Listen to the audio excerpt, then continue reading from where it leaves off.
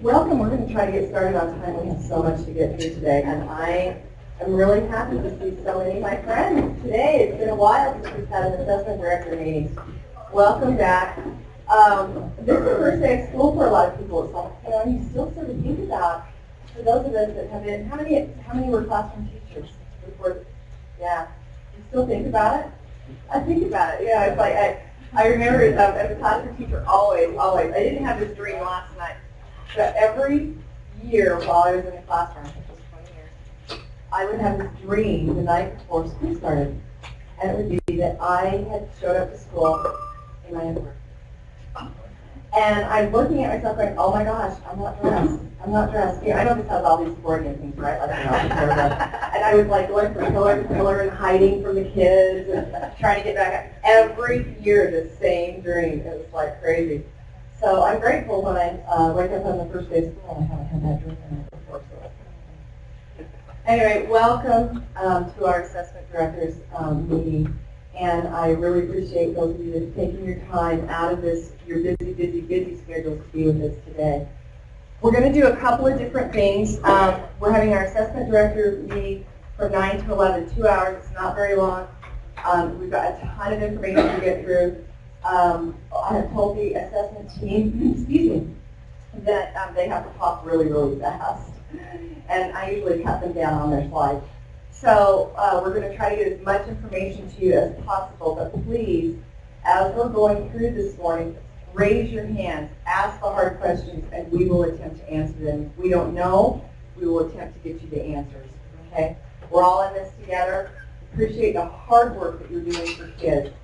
I always try to think about, I don't think any of us went into education with the idea that testing was tons of fun, and that's really what we wanted to do. And we've all got different paths to get here, but the information from testing and what we can get to teachers to inform their instruction and to help students is why we're here. We need to really continue to think about kids the whole time. I hate being in some of these administrative meetings where I never hear kids mentioned. And really that's why we're all here. So I really appreciate the work that you're doing at your districts, your charters, to help students learn. And that's the important piece. Today we're also going to take just a couple of minutes break between the assessment directors meeting, and then we're going to do a new training. And this is a graduation, a little bit, I can't even say it, graduation resolution training. So this is the piece where we're going to talk about data and statistics. I've got a couple of people, Aaron Bruff and Sarah Wald, that are going to talk about those files that you get right now, how you can look at the kids that graduated last year, and how you resolve those records before the 15th of October. We sent this out. We asked that your registrars, if they could, to listen in. I know this is the first day of school in many districts. I had a lot of emails saying, wow, what are you doing holding it today? We can't do this. It's recorded, and the PowerPoint will also be posted. So they can listen to it at any time. And the reason we're doing it today in conjunction with this is because we're trying to get the data out as soon as possible so that you have from now until October the 15th to get it done. And for those of you that have big districts, I know that you will appreciate that time. If we need to have another training, email me and talk to me, and we will, we'll try to put something together in the next month to have a second training if you feel like you have people that really aren't able to be here today or able to listen in, that we can maybe do something like that. Yes? I thought there would be a file that we would get. Yeah, we're going to talk about that. Where will that be? Aaron. I'll show you. Okay. So You'll see it a couple of different ways. You're going to be able to see it through the data gateway, but it'll also be on your secure move it. There'll also be a file. So there'll be a couple of different ways, and Aaron will go through that with you today so that you'll be able to see that. Okay,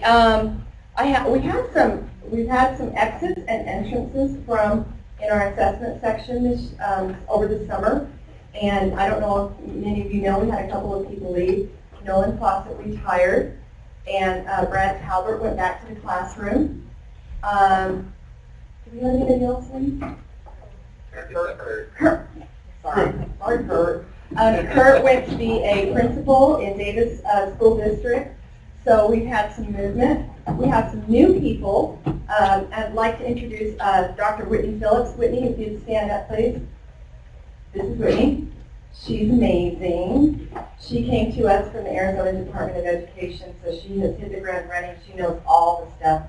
She's done some amazing work that you are going to benefit from this year, and we are so pleased to have her. We also have Mr. David Saleh, who is our new data specialist or data analyst. He's not with us today because he had a brand new baby this morning. So congratulations to him. So I'm going to attempt to show you what he was going to show you today, so we'll see how that goes. And then we are still in the process of hiring a new science specialist. We're in the process of hiring a new ELA person. Julie Denson has graciously agreed to be our new content coordinator. So congratulations to Julie. And we've got lots of J's in our Joellen and Julie and you know, so we just start calling each other by their last name. So it's Quinn, it's Benson, it's Schaefer, it's whatever. So that's kind of how it goes in our office. Okay, so I told people that they had to go quickly, and here I am rambling, and I apologize. These are the things that we're going to go through today, just so that you know. Everybody got the PowerPoint? Okay, we're good to go. So before I turn the time over to Whitney, I want to talk a little bit about assessment director meetings this year. So typically, we have every third Thursday blocked out for assessment director meetings of the month. Sometimes we need those, sometimes we don't. Sometimes we want to do them by webinar, sometimes we cancel them.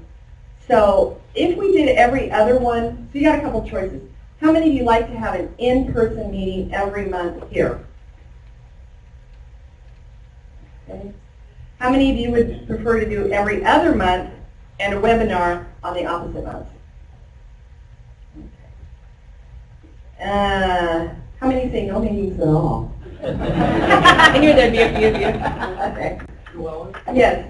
part of it has to do, like, there are certain agenda items that are like, this is the way the world is, and this is what you need to do. You know, I could learn that from my office. Right. Then there are items where you're like, we're early in our thinking, and we have two directions, and we need to have a dialogue about it. Well, that's why I'm And asking it you. works, but it has to do with, if it's just a set and get, I can do that in my office. Okay. If there's dialogue issues you need, that you want real-time feedback on, then it's hugely important to do that. Right. And I don't know So how to. I don't know how to really juggle that either. So I think what we'll do is we will keep these dates. We're going to plan to have them in person. But if it is if most of the items on the agenda are set and get, we'll move it to a webinar. If there are things that I can use your input on, then we'll try to have it in-house. We've got this room scheduled, so it's not a big deal. But that's what we'll go with, because that seems to be what the majority of you want. Okay, so that was the one question I had. I planned on being a hero today, and it didn't work. and that is that I wanted to be able to say, hey, your data is in the MOVEit. Your spreadsheets are in the MOVEit. All of this is in the MOVEit. Today was the day. And I was informed by Data and Statistics that that didn't happen.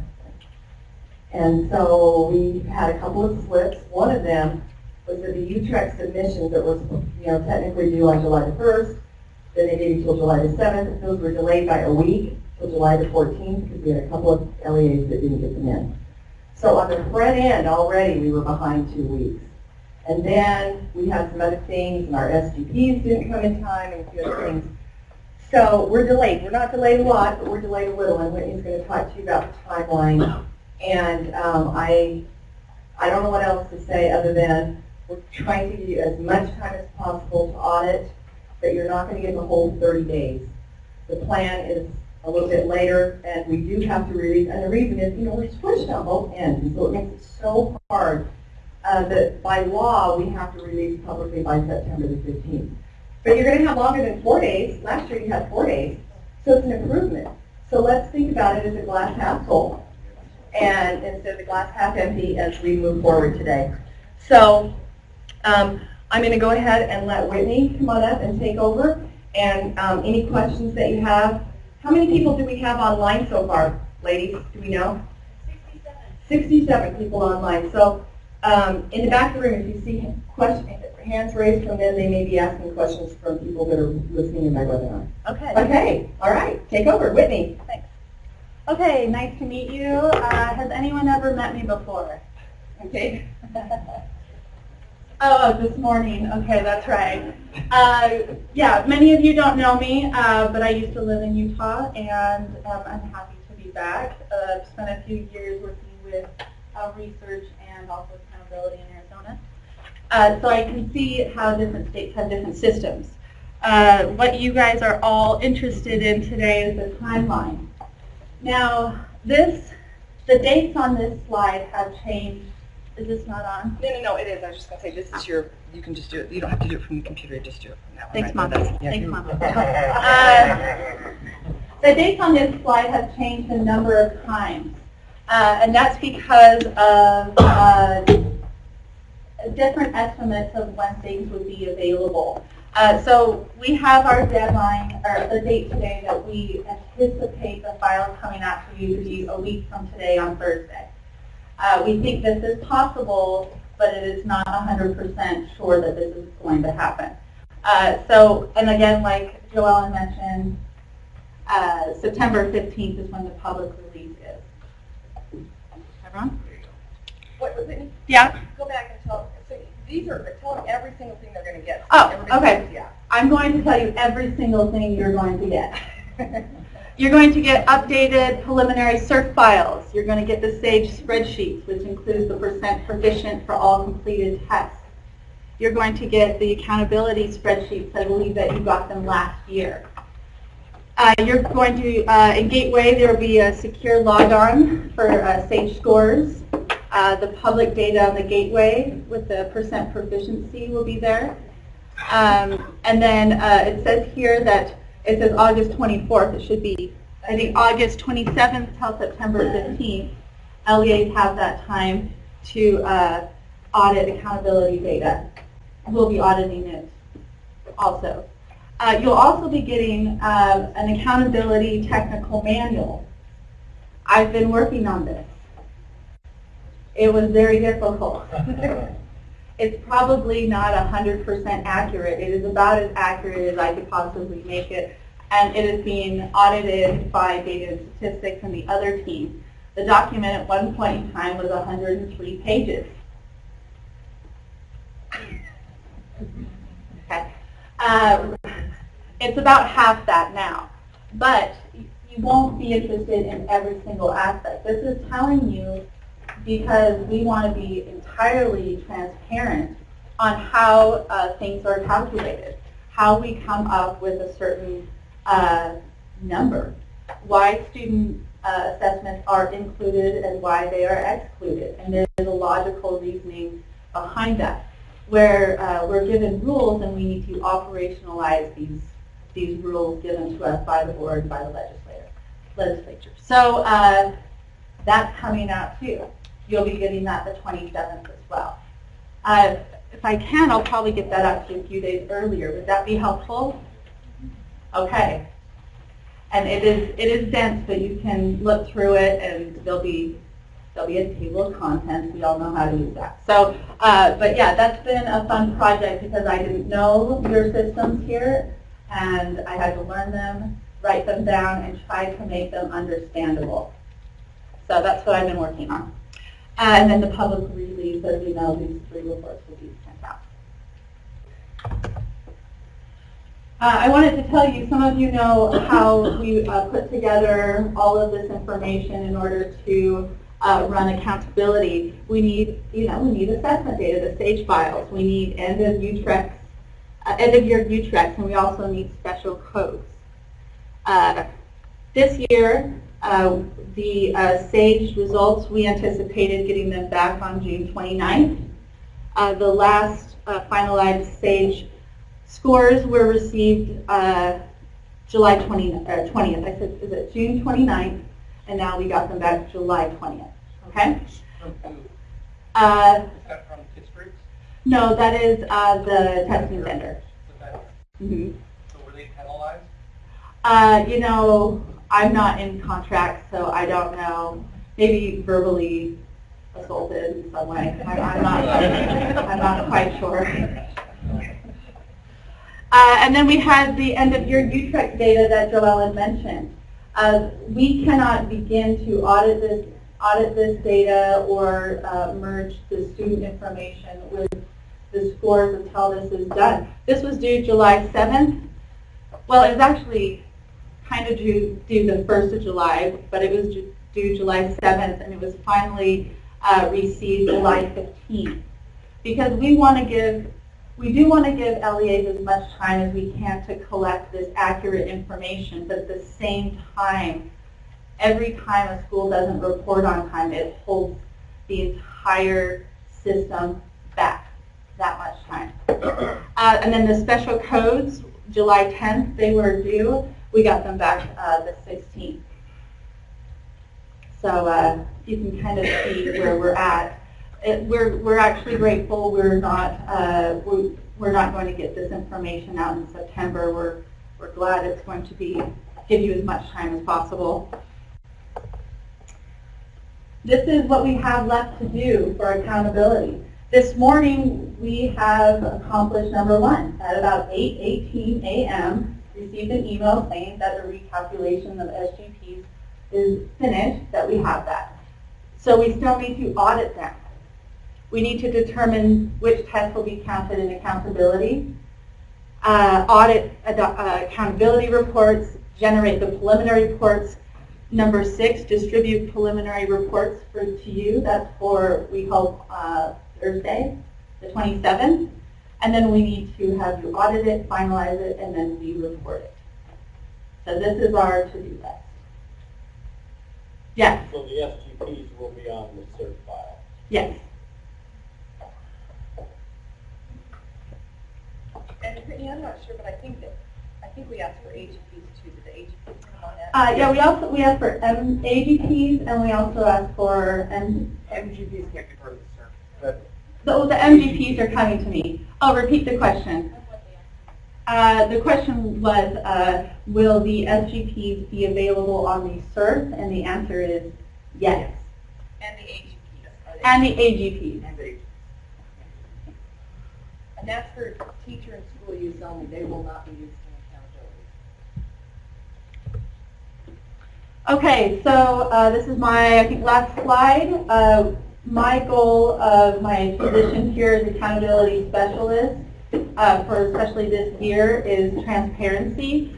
I would like to make our processes and our decisions and the policy that we make but also operationalize transparent to all of you so that we can help each other in making these decisions, because I know a lot of you have some great ideas or some concerns about how things are done.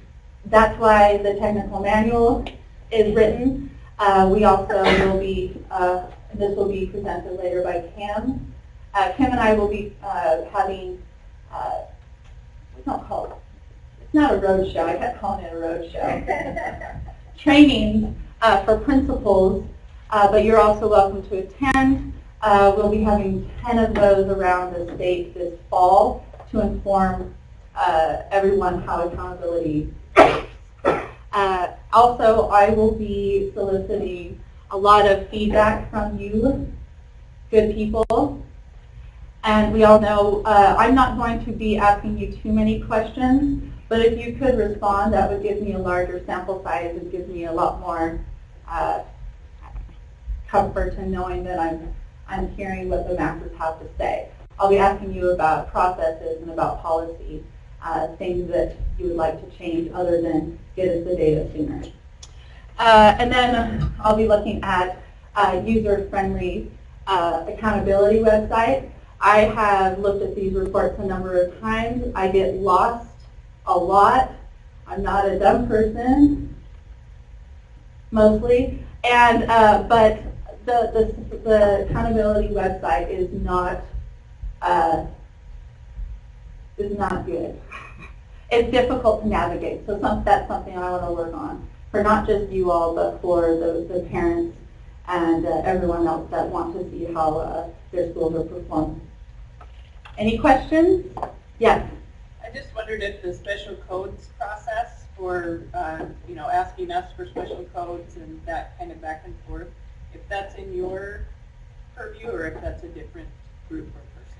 So the question is the special codes process of getting that data from LEAs under my responsibilities? And I work with accountability, so yes, it is under my responsibility. David Soleil, who is gone because his wife had the audacity to go into labor on this important day, he is the one that would be working directly with LEAs, but I would also help in that process, yes. Yes. Can you not hear me? No, I can hear you. Okay. So this is Julie Quinn, for those of you on the webinar. So this has been my frequently asked question this morning, is the special code process. We are going back to the drawing board. We don't know what the process is going to be for this year yet. Stay tuned on the SAGE training sides of things, and as updates come as we get this year launched, we're going back to the drawing board. No, we don't know what it's going to look like yet. But we are going to do everything possible to make it not what it was last year. Yeah. Which was not what it was the year before. So we have at least different challenges each year, and that's probably a good thing. But we're still working on it. So we recognize the pain that caused you all, and hope that you'll see that the improvements through, all of the improvements through the UTREX attention and the SIS systems and coming through and moving the tests to being course code based, that effort is bearing fruit. And even with the delays that we have had, that is why we can still get you this data in August, even with all of the delays. Because as the team has audited UTREX and we've been looking at the data, it is dramatically cleaner than it has ever been. So kudos to you all for all of the efforts you have made locally for getting us to a place where we can run the accountability faster than we ever have before, even with all of the things that have had to happen. So that's fabulous news for all of you and the effort you have put forth. We know the special codes is kind of the last one big pain point that we still don't have a great solution for. So you have our commitment to keep working on that. Great. Okay. Well, let's make that a priority, though. If Julie has a good hope on how that is going, special code should be a priority for this year. So, any other questions? Okay. Nice to meet you.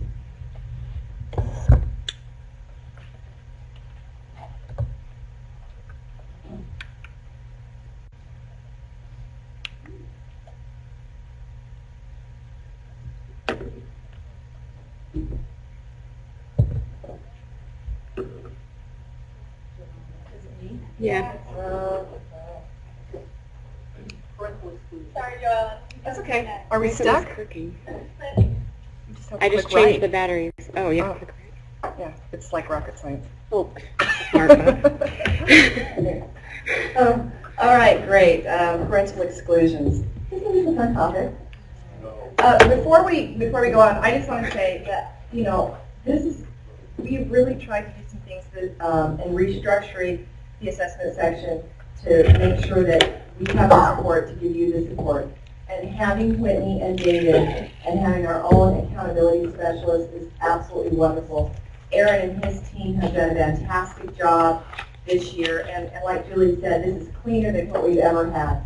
We realize it's still a pain point with the parental or with the special codes. We thought we had some of that solved through the TIE systems and that, and we realized that there were still some pain points. The course base is so much better, but we realize we still have a long way to go. But this year, honestly, I can say for the last probably 3-4 years is the best year and the cleanest year that we have had so far. So hopefully, when we get you those files next week and you start going through your auditing processes, you will find very few problems, and hopefully those problems will be minor. So we're really excited about that. We're excited to have Whitney here. That technical manual that you'll get, as you remember how many of you remember last year when we were over at Innovations High School and we did that big accountability training and we had sort of the Excel spreadsheets, we did all that. That was sort of baby step number 1, and this is going to be fantastic. You're going to have a complete manual. Whitney is going to come around the state. Please invite to those accountability trainings.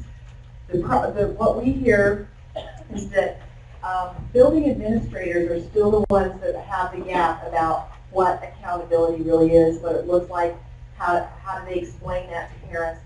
These trainings that are happening around the state, building administrators can really benefit from. We want them to understand how these 3 accountability systems work and be able to take that to their communities.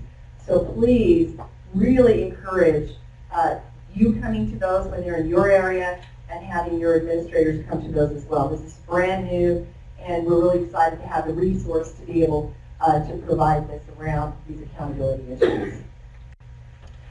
All right, so parental exclusion.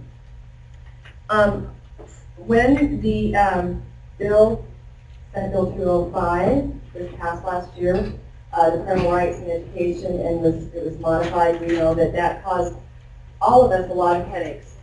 The board has, and I think I've talked a little bit about this before, the board has, from when legislation is passed to make a rule, they have 120 days. They fixed a little bit of it, but they didn't fix all of it.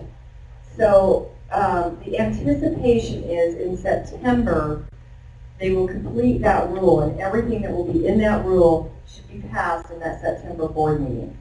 Okay? We were hoping for August, it didn't happen.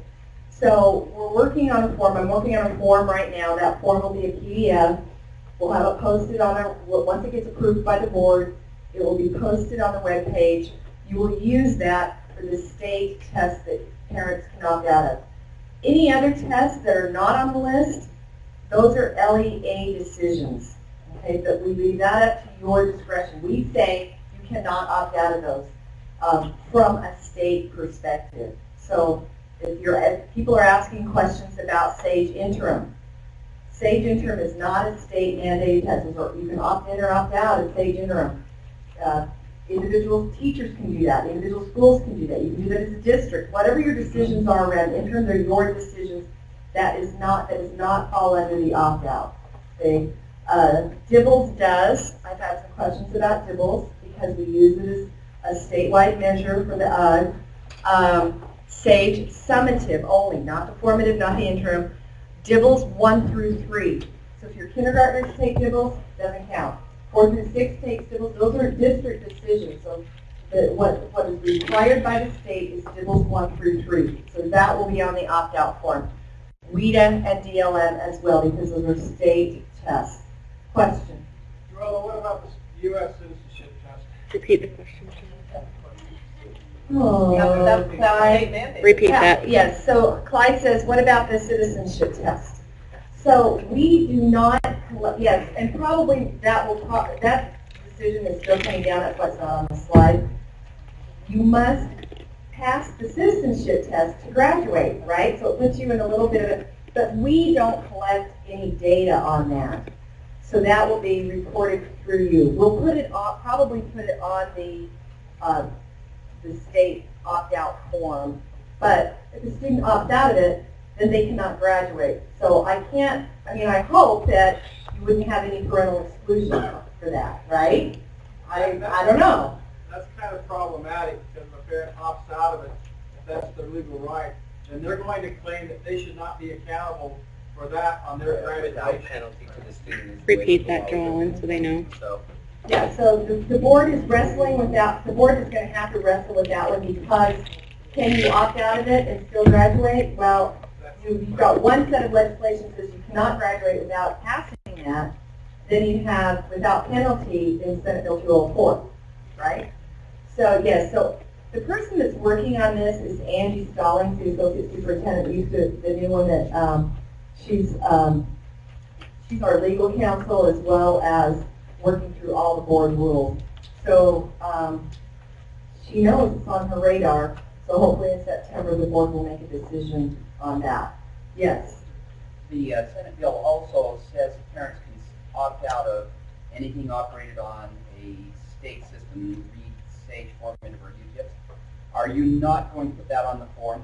No, it's going to be state mandated tests. State mandated. Repeat his question. The question was, it says on any platform, on any state operated platform, we've had some issues around that because they formatted on a state platform and the interim and some of that.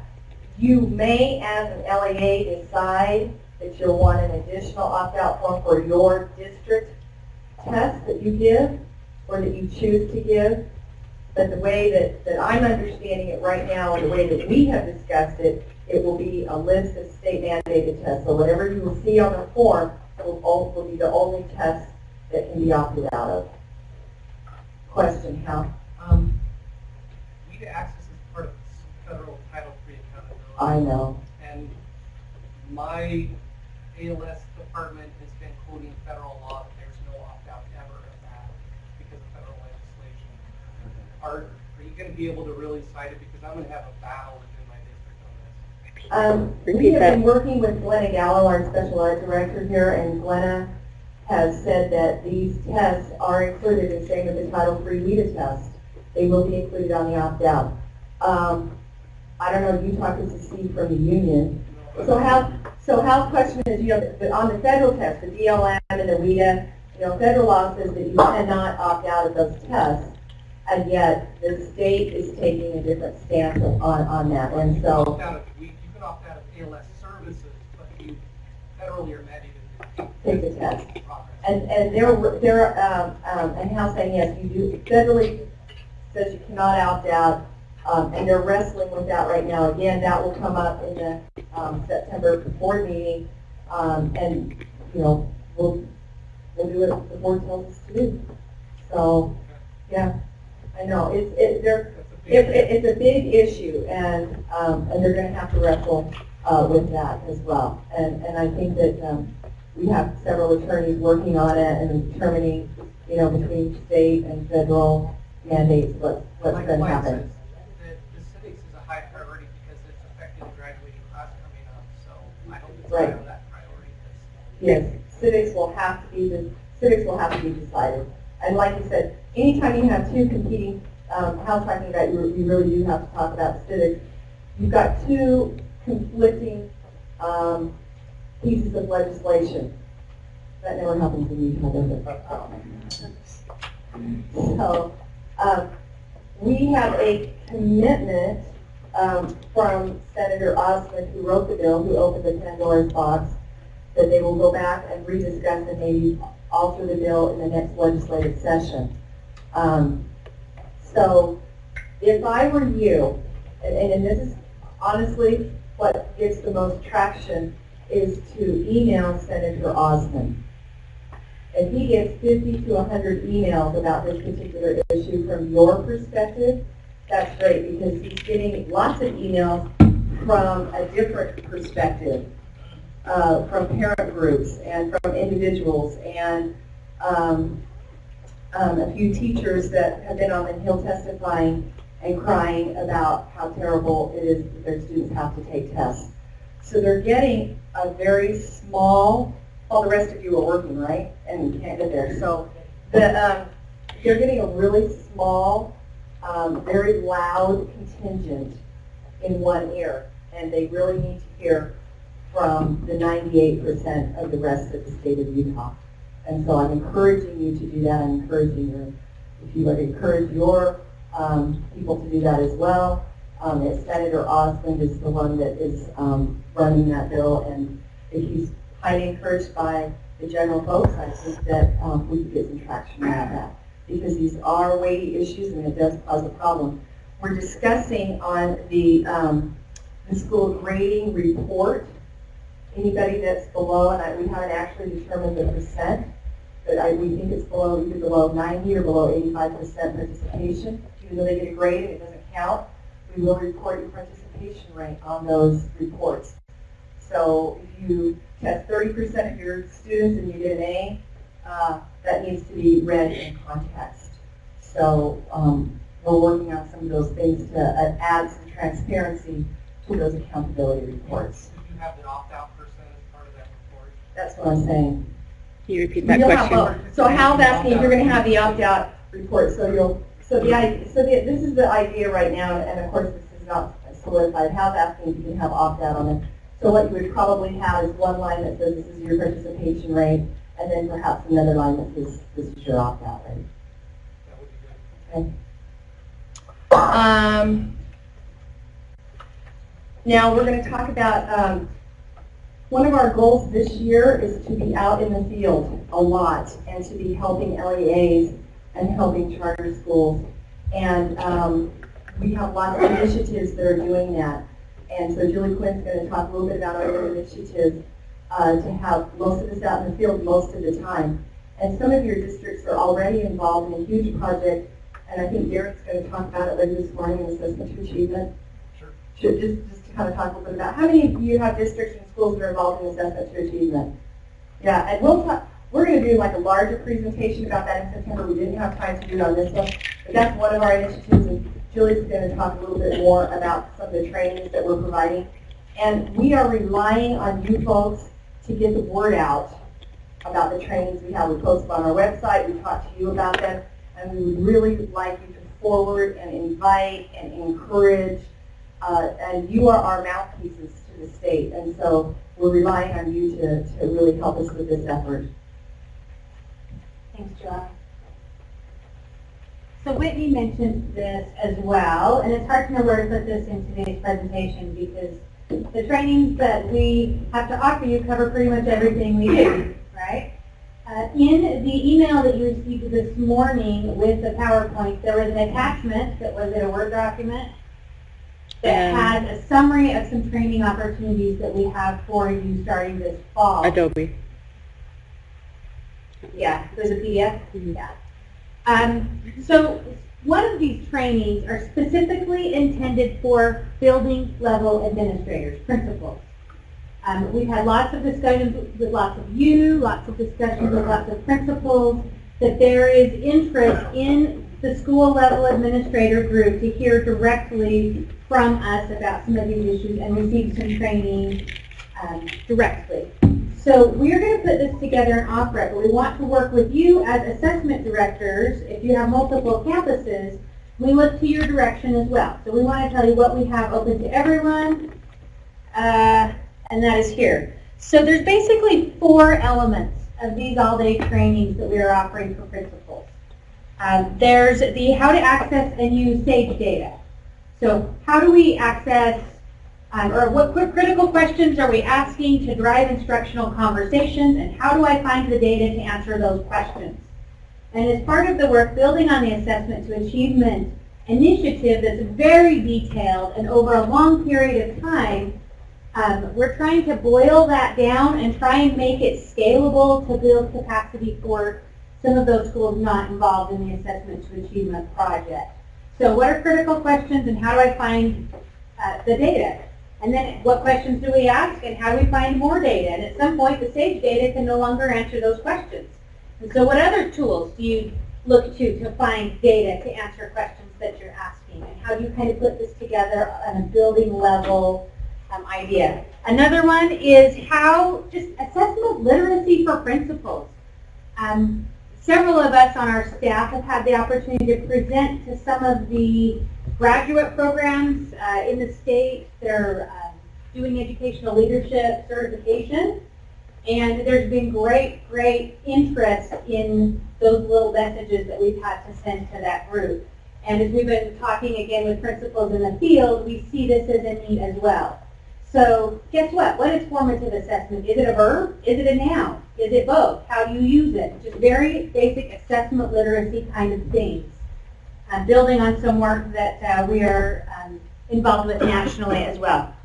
Then the actual tools, the formative tools, the Utah Compose, the SAGE Formative, the U-Tips. When should I use it?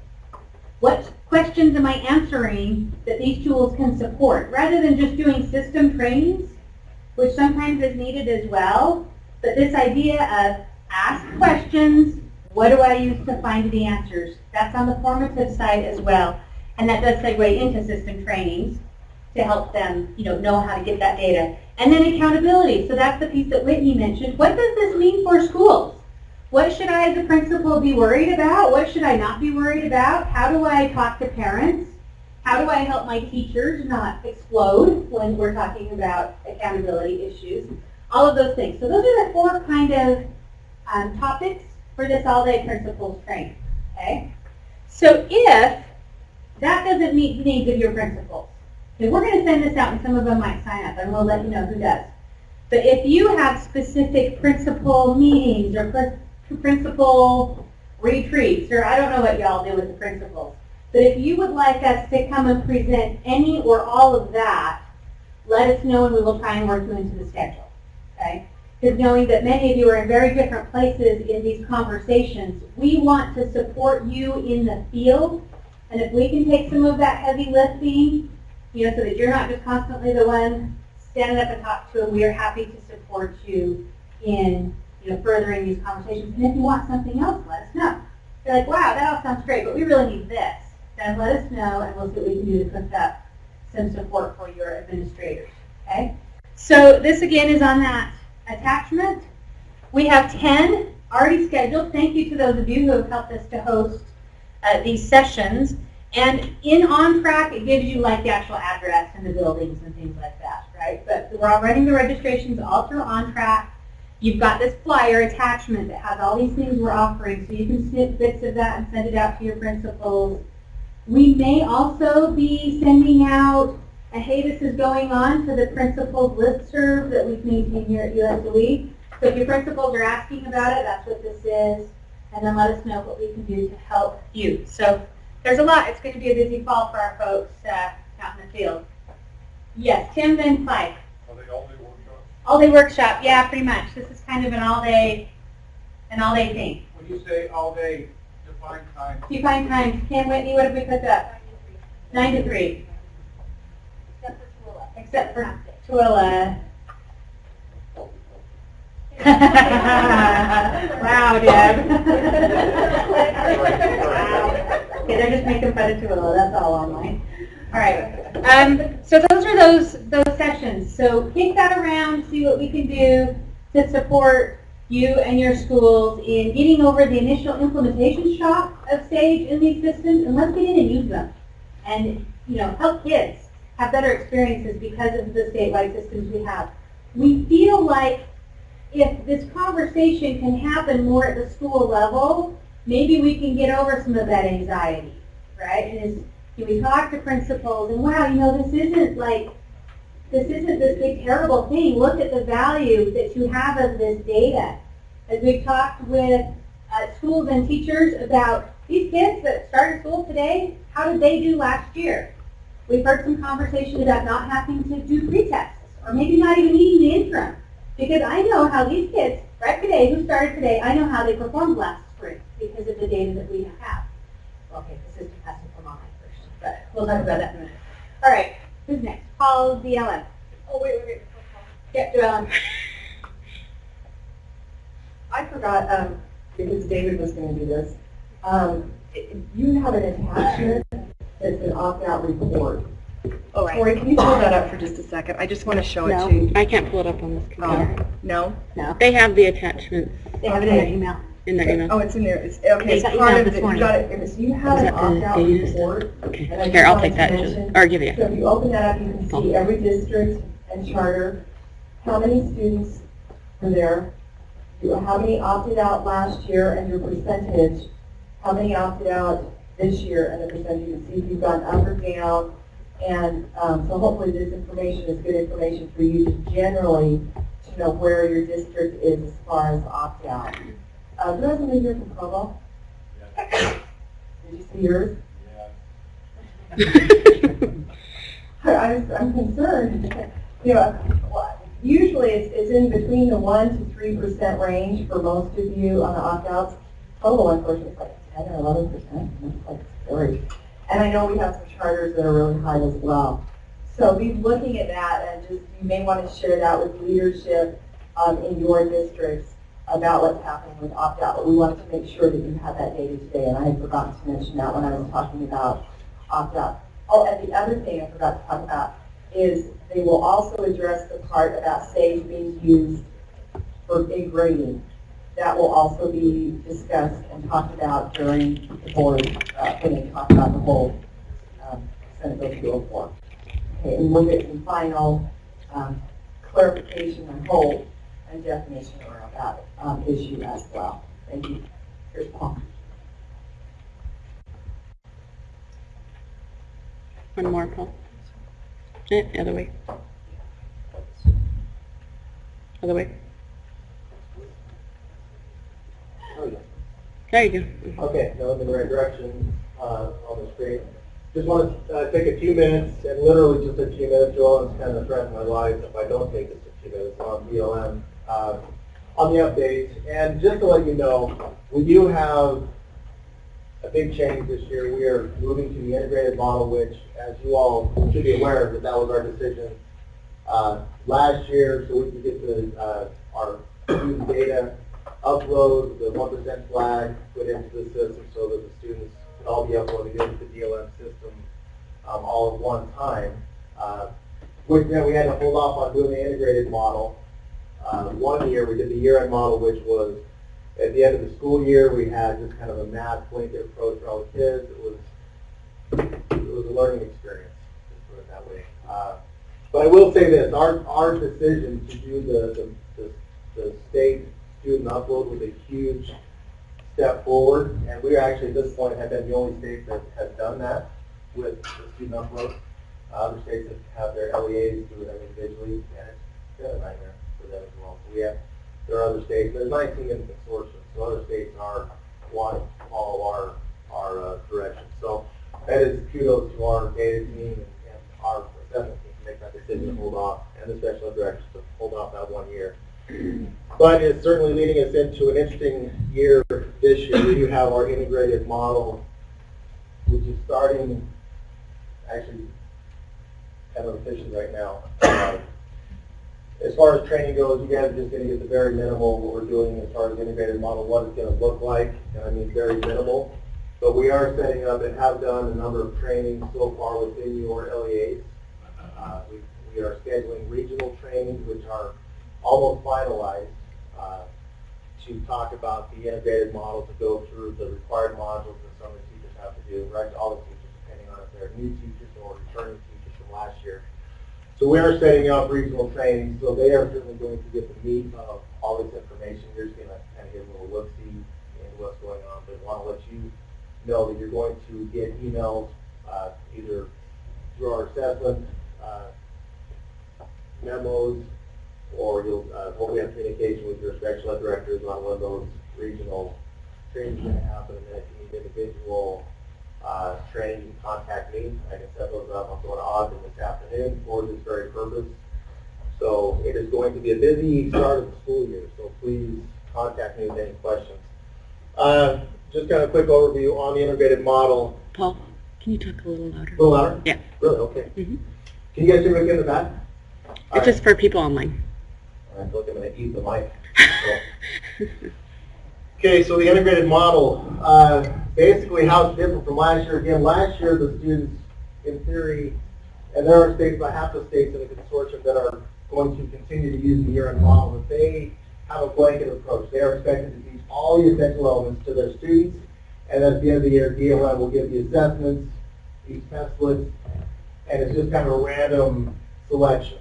So our teachers, our special ed directors especially, didn't like that idea because they wanted ownership of the essential elements they're going to teach their students. So the integrated model allows that option for our teachers. Okay. One thing I did not put in here, and if there's an update that we're going to send out possibly of this PowerPoint, there's one bit of information I forgot to put in there. Each student is going to have assigned to them or chosen for them by the teacher 5 to 8 essential elements that they're going to work on throughout the school year. So that's 5 to 8 for math, 5 to 8 for language arts. Okay? That does allow that individuality for that student. The teacher is going to select which ones, and they are from a blueprint. So you have thousands of test books and notes. You've seen the map, the DLM map, which is a headache when you look at it. But DLM has a blueprint that the teachers are going to select from, assessed essential elements. So they can select from those assessed essential elements by grade level. Kids are going to have 5 to 8 per subject area that the teacher can then focus on instruction for that student throughout the year. Okay? There's also linkage levels. If you remember the linkage levels within each essential element, taken down to the very, very, very basic ability, identifying wholeness. When you're working in an essential element, they may talk about fractions. Okay, so you need to get the instruction for that student down to the very basic level. That's within the linkage level. When the student is being assessed, the teacher can choose the linkage level that the student is going to be assessed on. So a lot more flexibility and ownership within the integrated model for the teachers and the students in the DLS. Paul? Yes, question. How Paul, frequently can you stand back are right the essential elements tested during the and repeat the question, please? prior to the summer exam? So how many times are the essential elements tested during the year? Each test prior to the summative. Good question, and the answer really is that this year with the integrated model, there needs to have at least, the student needs to have at least 3 data points or test points throughout the school year. One in the fall, one in the winter, and then they'll have the summative assessment for that student. Which is nice in that the teacher can then they need to give at least the test list. When they choose an essential element, they will give a test list on that essential element at the beginning of the school year, which the window is opening October 7th. That's when they can officially test. They can provide instruction all they want up from now until then, which is a good idea, which is what we're encouraging them to do. But October 7th is the window. At one point, they were going to specifically designate fall window, winter window, and then summative. And that really caused a lot of headache with the other states and their timelines and all that. So it's basically one large window from October 7th to March, I think, 1st. Then they'll close it down and then get ready for the summative assessments. But during that time, the teacher can give at least the one essential element around the fall. They can retest on that essential element, and it should show the growth and progress because it is an adaptive assessment. So they'll give that second assessment on that test list somewhere in the January, around the winter time. And then the third assessment will be on the summative. Now, the nice thing about this as well, if teachers want to assess more throughout the year and treat this kind of like a formative assessment, they can do that. If they want to give the assessment or an essential element test list at the beginning of the year, and then give the immediate results, which it is immediate, they can then provide instruction for a week, 2 weeks, 3 weeks, assess again on that essential element, and then the system will track that progress. So when DLM does their summative assessment, which is on 5 essential elements, 5 of the 5 data you selected, they will take that summative result, and then the last data point in the fall. So if the teacher gave 4 or 5 essential elements or assessments for that student, they'll take that last data point for the fall section, winter section, and then summative. So those 3 data points will really give their accountability. Does that answer your question? So they really at least test 1 or 3 times throughout the year, but they can test more if they feel if they're able to, if they want to have a drive their instruction. That's going to be, and that's what we're talking about with teachers on these trainings, is how they can go forward with the assessments. Yes, Tim? And Well, does this information be passed down to our special education directors? Repeat that question. Absolutely. Okay, so the information is being passed down through the special ed directors as well. Yes, I work directly with your assessment DLM coordinators. Okay, so they're my main point of contact, along with letting you guys know what's going on with the special ed directors. But they're my main point of contact as far as disseminating this information. So they certainly are getting and receiving this information. If they're not, let me know. But they are going, this information is being passed to the directors for the assessment and special ed, and to the coordinators assigned within DLM.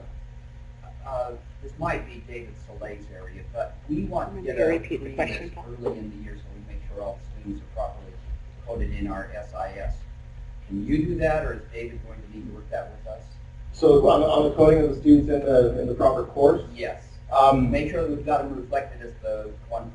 Yeah, you want to make sure, well, Repeat I'll that, answer partly to that, and then Julie's coming I'll up repeat too. the question. There's a U-Turn report to do that.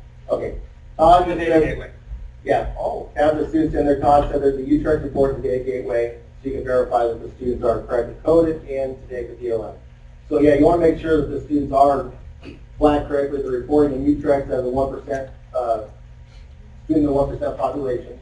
Was it UOB, which is the official title? 1%. Is 1%. Right. Now, we may be the only people who need to know about that, but if not, thought it would be helpful to have guidance on where that link is or what report we're looking for in UTREX. We will send out We'll pull it information up. on how to access that link. Will you repeat what he's saying, Paul? Yes. The question was, will there be links sent out to verify, that you can follow to get into UTREX to verify the student placement in that 1% class? And yes, we will provide that link. Okay, so the year-end assessments, again, we have those assessments throughout the year, at least two, one in the fall, one in the winter time. The end of the year assessment, DLM is going to say, okay, for this particular student, we can see the progress that they've made throughout the year, how many assessments are given.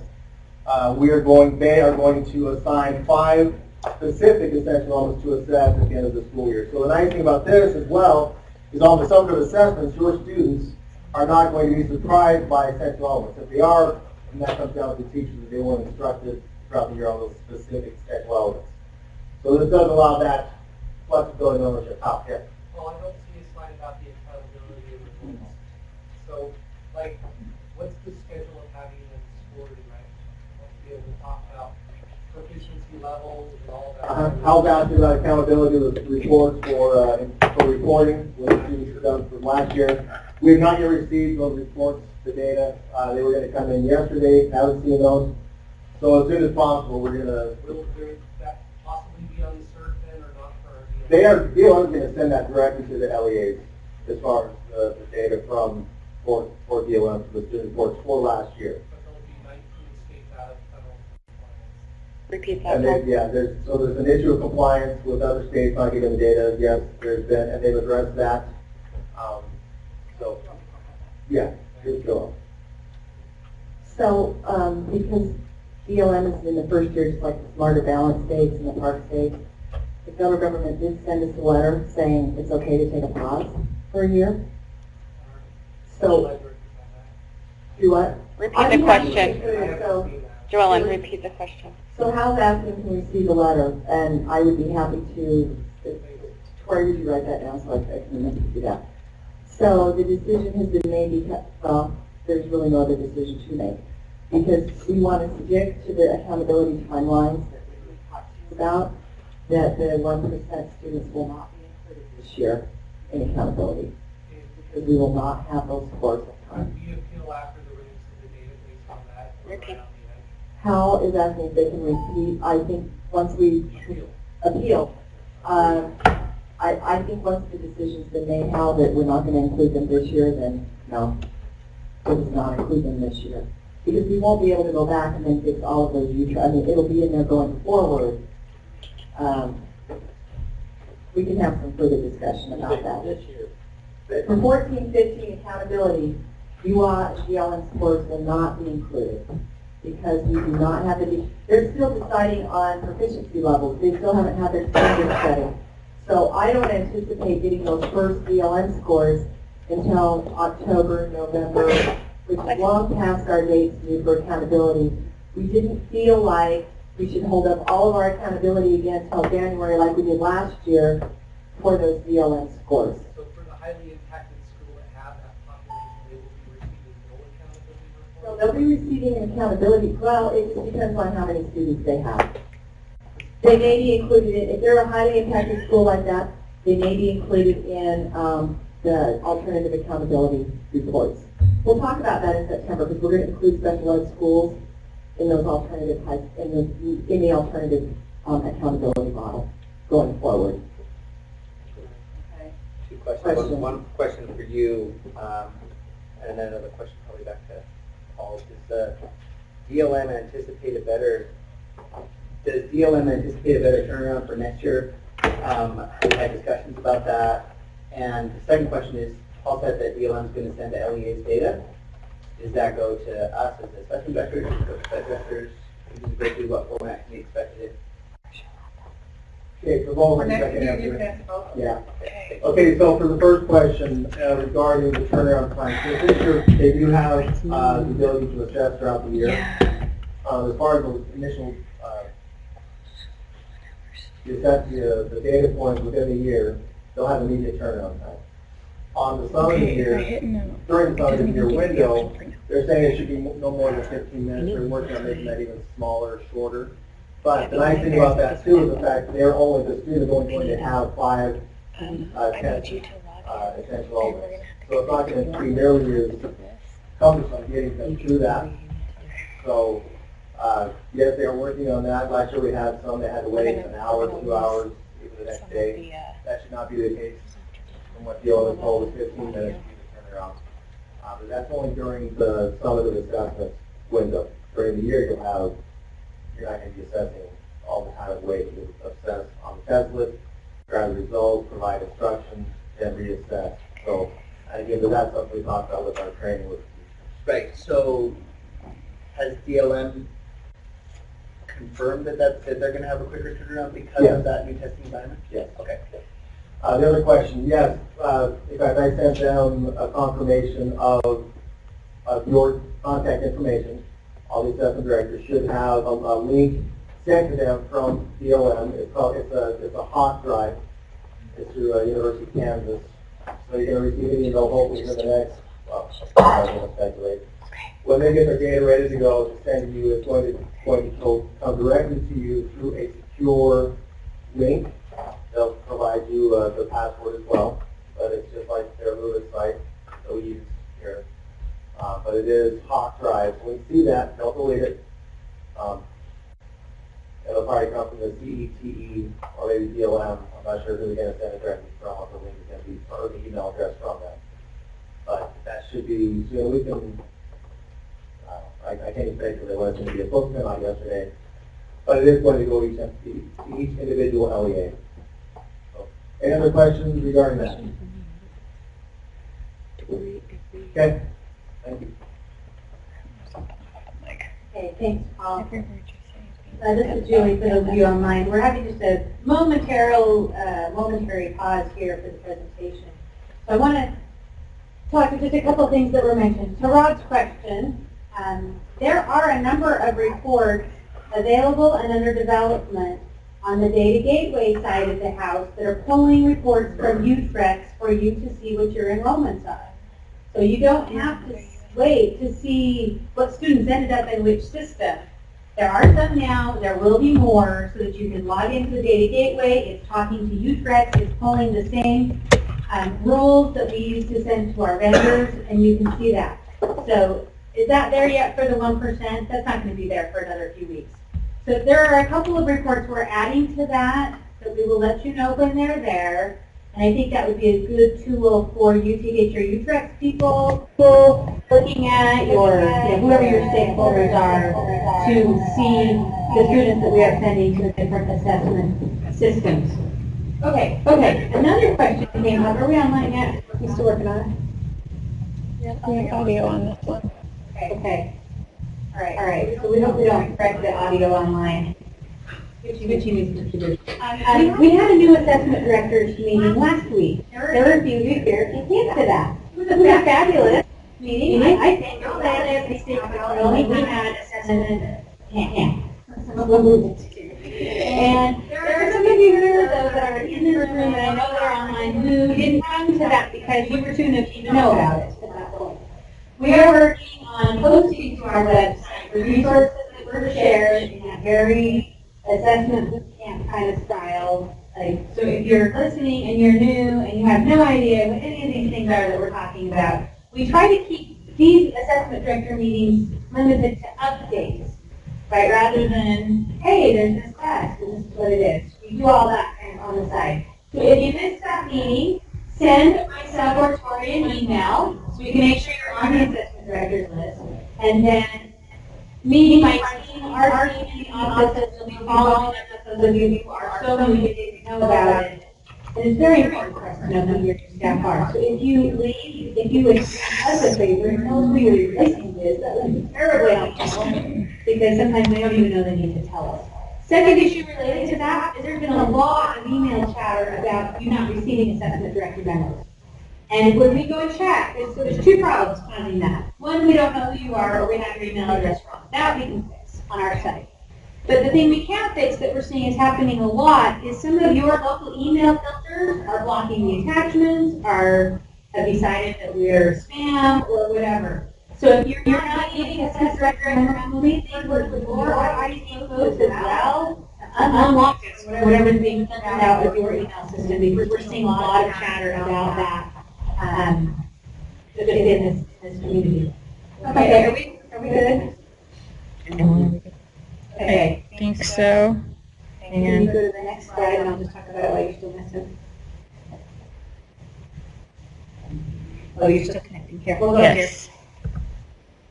Oh, I unplugged it, so I have to reconnect it. Hang on. And then just go to the next slide. Here. Don't you love when our computers auto-update? Networks have it. Okay. Yes. So this is a friendly reminder, this is a big update. If it's been a while since you have read Board Rule 207404, go back and read it. It was updated last year, and there's some questions that we're getting that were answered here. So this is two of them. There was a change to the requirement for LEA testing plans. Remember last year, those of you who were here, you all sent Jared an LEA testing plan. That testing plan requirement is only for courses assessed not during spring. I know. So if all of your courses are year-round and you all assess them in the spring, we don't need a testing plan from you. The point is, if you're giving tests other than spring, we need to help you make sure that can happen physically. So that's what the testing plan requirement is for. The other issue was about the testing schedule. And the testing schedule for 15-16 has been posted on our website for a couple of months. So some of you have still had some questions about, hey, I want to give tests on December 20th, and no, you cannot because the system is offline. So make sure you know the testing windows for SAGE specifically, and all of that. Okay, are we good? Okay, Robin Selden is here with us from AIR today, and I didn't want to deny her the pleasure of giving you the updates on our system launch. So I'm going to hand the microphone to Robin and let her talk through where we're at. Remember that abuse Whitney talked about? Yeah, Robin gets most of that. Sorry. I can't click, I can't type. You might have to. Do you want me to just There's a slide if we can click to it. Thank you. Just do it manually and then click around. Oh, okay. Okay, now the clicker works. One more. Just go one more. I can't work those things. Okay. You know One me. more. It works. One more. Give me one more. Thank you. That one. Like 2 minutes. Okay, hello. Surprise. All right, I know you've seen, I sent Joellen's email to the assessment directors. There has been a delay. TIDE is coming up. It will be up the morning of the 25th, which is next Tuesday. It will have the most current UTREX information at that point in time. Also, we're going to bring up the training site that same day. Now, be careful. Using the training site in guest mode will not be a problem at all. However, if data is not in UTREX in TIDE, you won't be able to log in with your user account. So the training site will be up on the 25th. On the 1st is when the operational window will open and the online reporting system will be back live. We are trying to get the online reporting system up sooner, if at all possible. I know you need the data. But in our world, everything keys off of TIDE. That has to be first. Also, Sage Formative will be up on the 1st, though we think that can come up at least a couple of days earlier. So as soon as I have it from the team, I will get it to Julie and Jared so they can let you know. Next one? Yes, and on the operational testing system, that includes the interims, the new class period for reporting, and the summative for those who need it. All of those will be up. Thanks, that all you wanted me to? I have a good question for you. Have they made it, or what kind of Repeat the question. have they made to the Sage Formative? Okay, so we don't have time in this meeting to go in all the changes for the systems, right? So Kim has information on the systems on the formative side, and there's no changes. step Repeat through that it. question, Julie. The question is what changes have been made in the systems, right? And I can't answer that question in today's meeting. But if you've got specific questions about specific systems, send us an email. Next slide. Is it clicking? Okay, so this is my plea. If you are giving interim assessments, if you have tests that will be administered that are summative before spring, meaning before March with our new window, we're doing the training on that on September 2nd and 3rd. Okay? If you are new or have new staff, I could not more strongly recommend that you attend this in person. Those of you who've been here a while, you're taking your SPS. It is an all-day, everything how to do the administration of the SAFE assessments. It is not a quick read. Okay? It is a complicated system with lots of dependencies. Come in person if you're brand new. If you have staff that are new who would benefit, send them. Great. Okay? That will be on the 2nd at the State Capitol in the auditorium where we were for the other new people last week. The webinar will be just what's changed since last year. So if you've been around, you had a good experience, you know how the systems work, there are some significant changes in the summative test administration and the interim test administration. There's mostly good news on that front, but things work a little differently with the systems. That'll be the webinar that we'll record and post. Okay? So please come if you're new, or we're going to have to do some follow-up intensively. So if you know you can't come on the 3rd, then let me know and we'll have to make other arrangements because you need that information. It doesn't really work very well in a webinar format. It just doesn't. It's one of those things that just doesn't. So new people, I promised you only have to come in last week. I lied. You probably should come in next week too for this. And then everything else can be on the webinar. Questions? Hey. Yes. Oh, who's next? Sorry?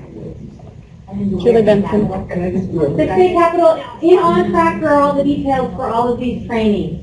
So email me if you don't know or where. Julie, I'll just give a plea as well. Having the whole system down the month prior to school has been almost an impossibility for us. Yes. And these are some of the things everybody already knows, but to let it be written and be publicly recorded and posted meetings, this can't happen again. If I wanted Robert here, thank you for saying that. There's good news, bad news. Good news is your schools want data. Wow, that's awesome. We've never had a system to have data in the fall before like this with ORS. So this is a first year launch. Clearly it has been somewhat catastrophic for those teams trying, totally catastrophic for those teams trying to get it and use data. I'd like to see schools accessing data in the spring and doing that program review in the spring. So all those schools who are trying to do program review kind of stuff right now, that needs to be shifted to spring. And then we are working with AIR to redo the schedule and try and figure out some way. The problem is, I got summer tests that have to be given. I got a fall test, and there's just, this is where we've been burning the candle at both ends, and it just didn't work for this launch. So the good news is they can have those conversations in September. I know, it's painful. Thank you for putting that on the record, Logan. And thank you for being so nice about it. There's no reason you should have been nice about it.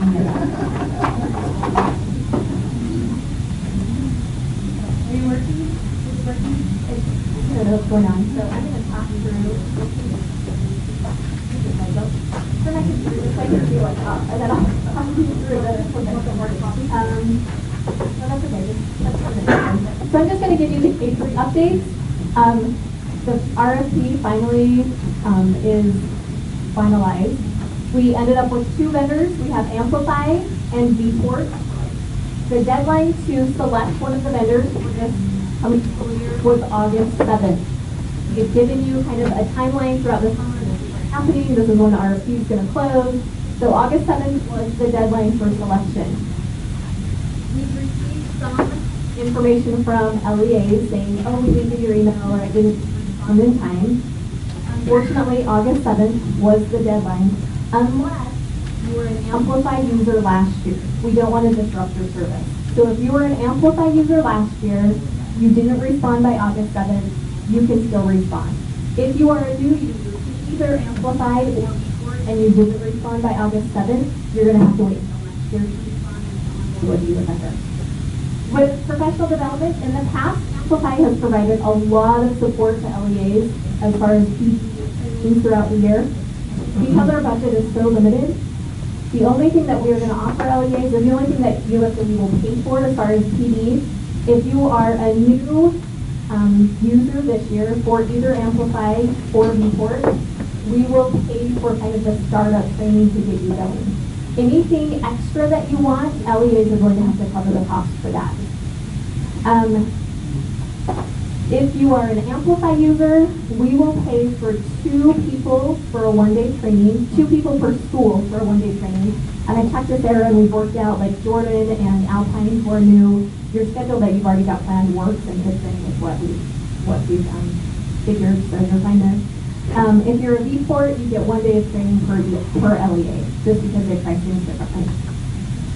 Moving forward, this year, USLE, we did cover the cost, the base cost, for any LEA who wanted to come on board. Depending on what the funding looks like next year, an LEA may have to cover some of the costs for the Amplify because it will still look more money than Vport. And so depending on budget and depending on how many students across the state apply, and if we don't get any more funding from the legislators, you may be required to pay a few dollars per student. Like I said, we'll keep you posted as we know budgets moving forward, but just keep that in the back of your mind that if you are an Amplify user, you may have to pay a little bit next year for the student. Any questions with that? Okay. And then, Julie, yes. I just clarify. It's K3, K3. Yes, USLE will only pay for K3. So if you want to extend, it's up to the LEA. But it does include the kindergarten. It does include the kindergarten, yes. And when would we expect the licenses to be available? Soon as, so Amplify is contacting, if they haven't already, they will within the next couple of days, all the districts who have chosen Amplify and Vport as well. So as soon as a representative from them contacts you and they give information back to me, then we can get things moving. So. Julie, looking ahead to next year, Mm-hmm. do you know about when you're going to anticipate having those cost projections for us so that we can start to plan? Okay, let me tell you right now. Will you repeat that, Julie? Yes, they were wondering cost projections for next year so they can plan.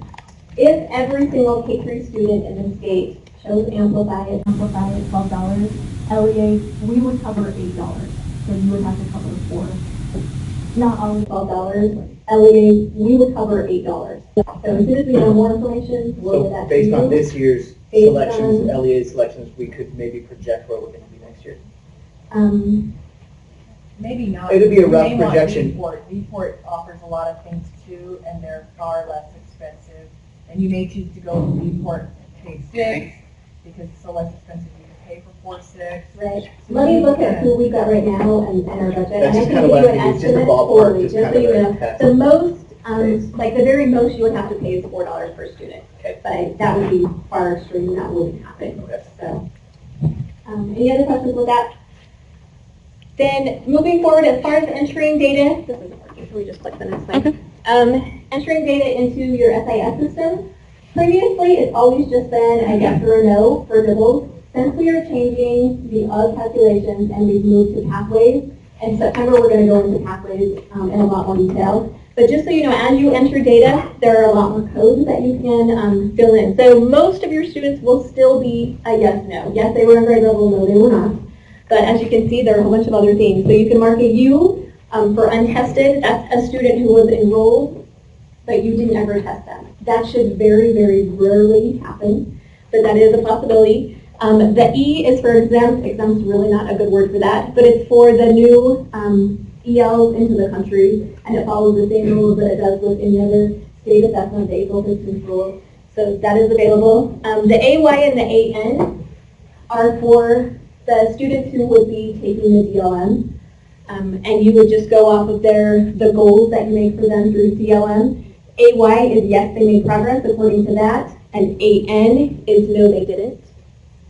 And then the S, somewhere else. So the student was not enrolled in your school during that testing window, but now they're in your testing window now, so you would mark that as an S. The O is the opt-out. And then blank, you can leave it blank if it's not the end of the year. So then at the end of the year, everything needs to be filled in with ones we're talking about. There's also another section that you have to mark as far with the interventions. So yes, the student received intervention sometime during the year, or no,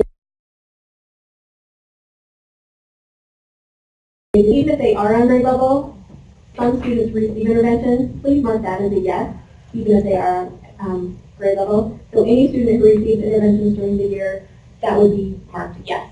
They can be left blank until the end of the year, so if you want to wait until the end and go in and mark everybody who had intervention, that's fine. And then also this year, a composite score is required. So that's new, and that's required because of the direction we're going with the calculations with the K3 funding the third grade. So a composite score, you actually have to type in their composite score. We'll say that. So, any other questions with that? Yes? Type into, Not type in, SIS, and I think... put into our SIS, Yes. and our, I believe your vendors will help you with the download, so you don't actually have to go in and physically type in the number. They need a composite score. They do a pathway class calculation, is what it's for. yeah, I just, our SIS can't make this change tomorrow. Skyward is already on board with it. They'll have an update. Repeat that, Julie, so they know online. So they were wondering, like, Skyward, they can't make changes like this. Todd just confirmed that they're on board and they can. So if you have any other questions with that, let us know. So we're still giving the, You're still giving the yes, no data, and you're doing and a there's just a composite new score. field for composite. Mhm. Yes. And our IT people have been, they have that information. Repeat that. Okay. Yes, this has come from the IT department, so they know exactly what to tell you. So yeah. Question? For each testing window, because Pathways is calculated from beginning of year to end of year. So composite score is required for each testing window, not just end of year. Okay, that's my last slide. Oh, and then, like I said, Pathways, I just wanted to show you this so you know the direction we're going, but we're going to go in depth in September to talk about Pathways and what it really looks like. So, okay. Are there any other questions? Okay, I'm going to move quickly because we are short on time. As you may be aware, there are a lot of changes coming to our suite of assessment screening that we're going to get through a week. There are actually no changes to the WATC. The screener will remain the same. It will still be paper and pencil. It still needs to be administered to incoming students. The home learning survey indicates that they may be getting this language learned. You want to go to the next page? Oh, wonderful. All right, but there are significant changes coming to Access. Access is becoming Access 2.0. However, some things with Access will not change. Kindergarten Access will remain paper and pencil. Nothing is changing with kindergarten Access. It will still be administered one-on-one. For grades 1 through 3, the writing section of Access will remain paper and pencil. However, speaking, listening, and reading are going online. They'll be computer-based. And then for grades 4 through 12, Access will be 100% online. Reading, writing, speaking, and listening will all be computer-based. Okay? That will necessitate some significant changes, but some things with the calendar will remain the same. I trust or hope that you all have the slides up on your computer so that you can follow through this with me. We will still need to order tests. Now, with the change over from Access to Access 2.0, we have a new vendor, DRC, Data Recognition Corporation. And so you will be ordering Access tests through DRC's assessment management system. And I believe Jared will be giving you a little bit more information about how that happens. But even though the test is mostly computer-based, we've still got to order the test. And so the deadline, if you could pull up on your computer the presentation, the deadline to order the test through DRC's assessment management is, well, the window is, the deadline is December 4th, and the window opens November 2nd. So we've still got to order tests, A, so we get a paper version of the test for those grades that are still paper-based, and so that we can set up the system for those that are computer-based. You still will want to get pre-ID labels for your kindergarten students and your 1 through 3 students who are doing the paper-based test. And so you'll want to make sure that you have UTRES updated, or your SIS system, updated by December 1st. As long as you've got it updated by December 1st, then you will receive pre-ID labels in the mail. and you don't have to bubble them to the name. Let's see, your test materials for those grades that are still paper-based will be delivered by the 4th of January. And then the testing window this year is really virtually the same as it was last year. It's mid-January through mid-March. I think it's January 19th through March 14th, 11th. You all can see it. Then you'll have to pack up and return the paper-based test materials. The paper-based test materials a week after that, so it's March 18th. And then you'll actually get the test results delivered by the 13th of May. Now, if you look at the next slide, this is one of the really nice benefits of going online, Access 2.0. Not only will you get that flat data file, but you will now receive all of the reports, the teacher reports, the parent reports, everything in both paper form and electronic form. That was problematic the past 2 years, that some you got on paper and some you didn't get electronically. And you get everything electronically, as well as it is on paper.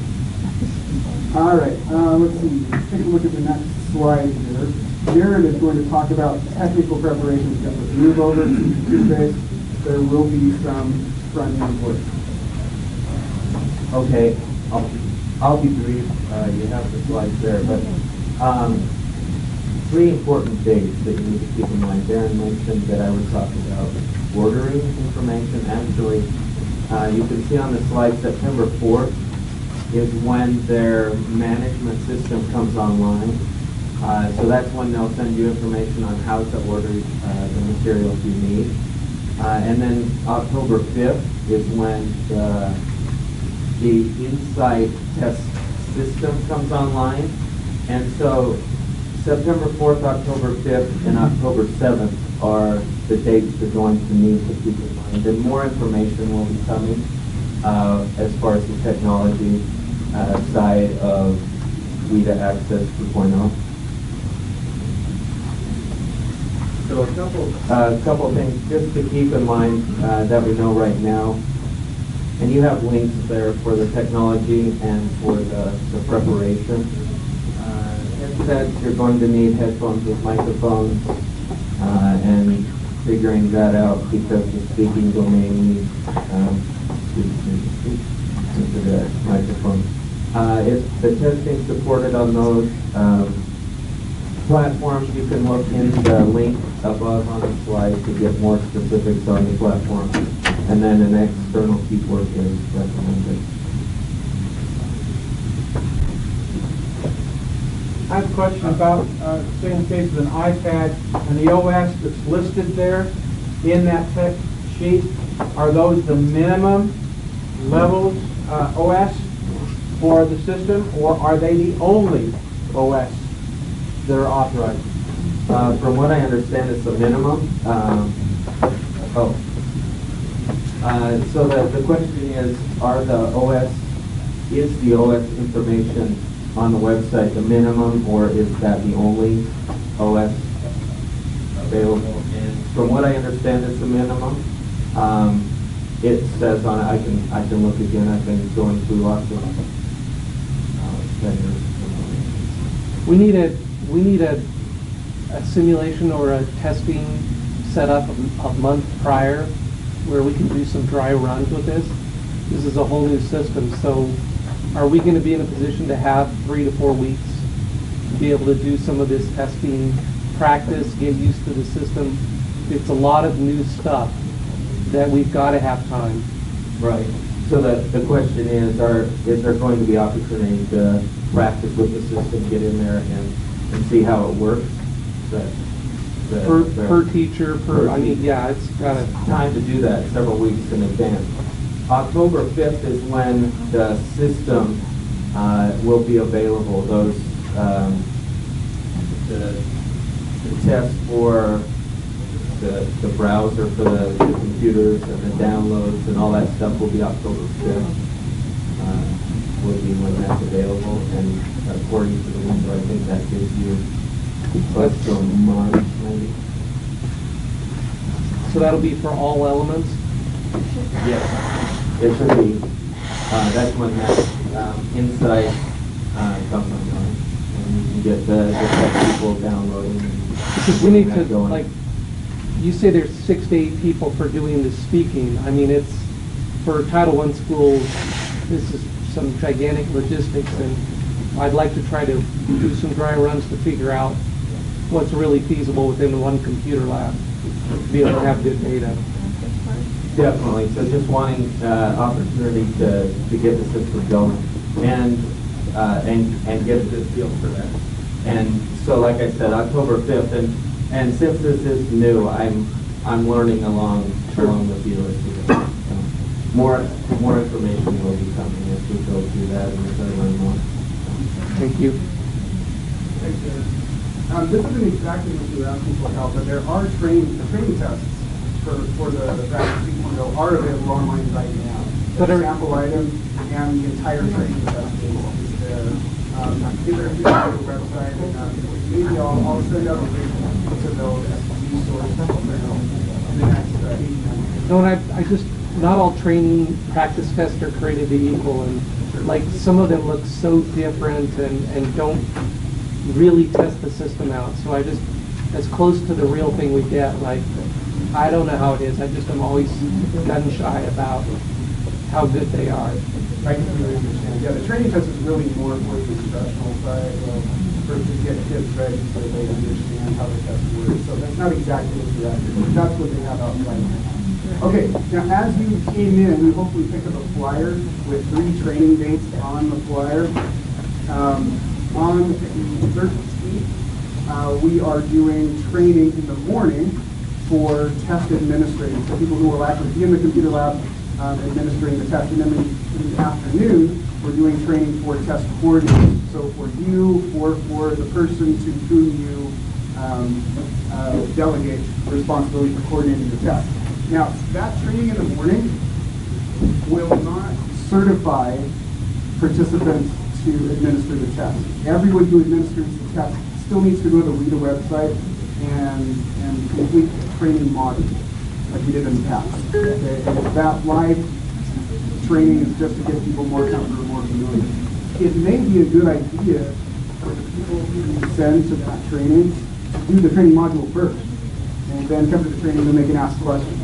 Now, we do not have enough seats in that training in the morning for every single test administrator across the state. Okay? So I'm recommending that you don't send this flyer out to everyone in the district and say, sign up if you feel like coming. Be strategic in whom you designate to attend. Send someone who can share that information with other administrators in your district. Okay, one more thing. Question. Yes. Those training dates on the handout, that been shared with our ELL coordinators, or is that up for us to do? It's been sent to the Title III coordinator, and I believe that he has sent that out to them. However, I'm meeting with the ALS directors next week on Thursday, and I will be talking about those trainings. So if it hasn't gone out to them yet, it will have by Thursday of next week. Because, yeah, they'll be integral in the process. Okay. All right, one other thing that hasn't changed is that alternate access slide is still up here. All right, well, alternate access has also not changed. It's still paper pencil, it's still for your 1% students because you're taking it out of ELM. We're also doing a training for alternate access administration. It's on November 12th at the same place at the State Capitol. So if there's interest in using that, please send people. Okay, one last thing that I want to say really quickly. You still need 3 sets of credentials as an assessment director for the entire WIDA suite of assessments. You need a set of credentials to access and download materials from the WIDA website. You need a separate set of credentials to access and download the WAPT screener from the WIDA website. And then you need a separate set of credentials to set up the training modules for your test administrators for Access 2.0. In the next week or so, if you haven't already, expect to see an email for you to validate those accounts.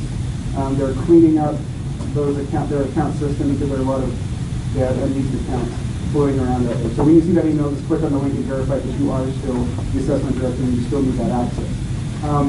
Keep an eye out for that. My verification email went straight to my junk mail. So if you don't verify within a couple of weeks, they'll close down your account, you'll have to go through the rigmarole of opening it up. So just keep an eye out for that. All right, I know that's been fast. Any other questions or concerns? Yes? The meeting on the 13th, Darren, is it happening? Yes, well, the question was, is the meeting on the, are the trainings on the, at the Capitol? Yes, both the trainings on the 12th and the 13th are at the Capitol. Okay, if there aren't any other questions? So it's November 13th. It's November 13th. November 12th and 13th. All right, I'll pass the mic along to the next presenter. Sure.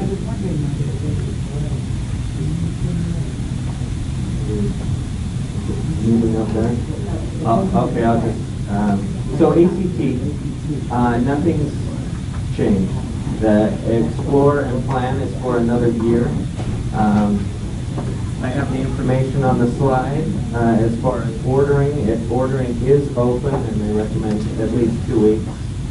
To do that, the testing windows are September 1st to November 20th. And then I have the website.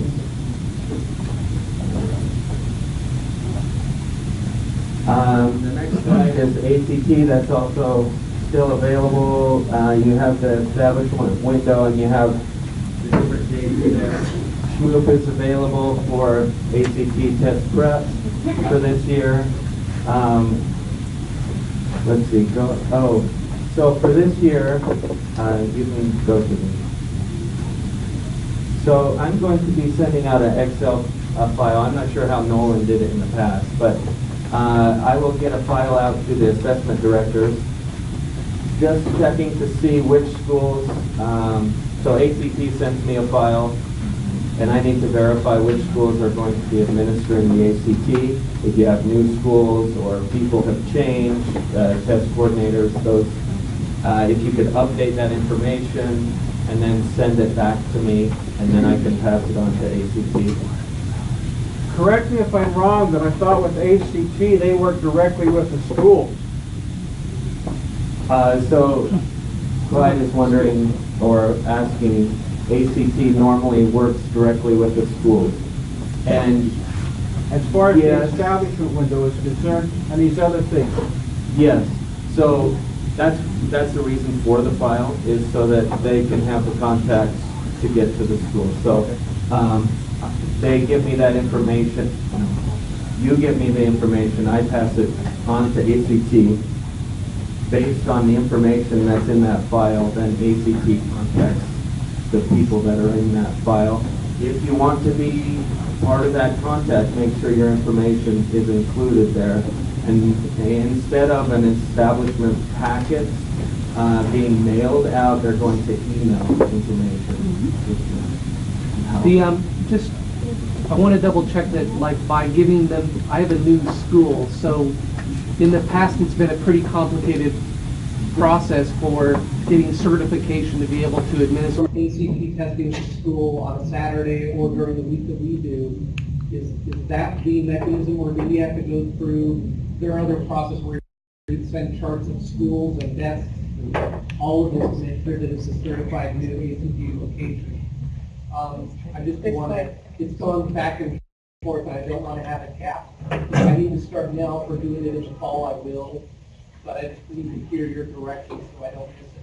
Okay, so the question or question is just setting up a new school and the process for all of that. That's what occurred. The establishment process. So the process is still there. It's going to be sent out a week prior to the window. There is an establishment window, and I think back here. The establishment window, October 12th to the 23rd. The email will be sent approximately a week before that, October 12th, to the people on this file that I've mentioned. And it will have all the details of what they need to do to establish themselves as an ACT testing site. If you do have further information or questions, please contact me and I can work with ACT on that.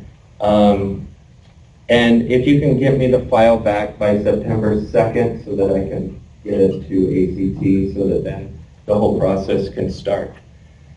And then one other thing I want to bring up, we've been in communication with ACT about online testing, and there's a possibility to do that and have the option to choose whether you want to stick with the paper pencil or to do online. There's some criteria and some kind of another process to see if your schools are able to do that.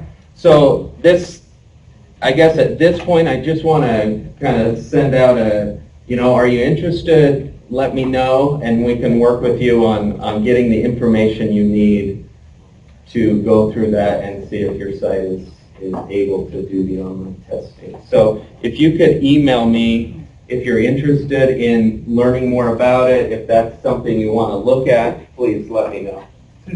I think I would need to have a lot more information about what that would mean before I know if I'm interested. And it's certainly intriguing. However, if that means having 600 computers for my 600 juniors all available at the same time, I'm probably not interested. Right. So the question is, more information is needed to be able to make that kind of decision. Right now I'm working with ACT to get the information from them on, okay, what do sites need if they want to do online testing. So as I get that information, I'll pass it on, and maybe that will hopefully help.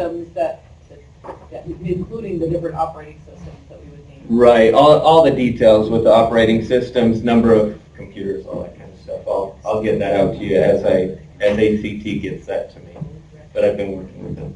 Okay. And then would that be one or the other? It's right now you can choose, so per site. So, but I'll get you more information.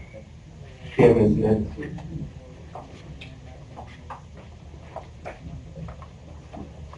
I'm always at the end because I talk the fastest. So,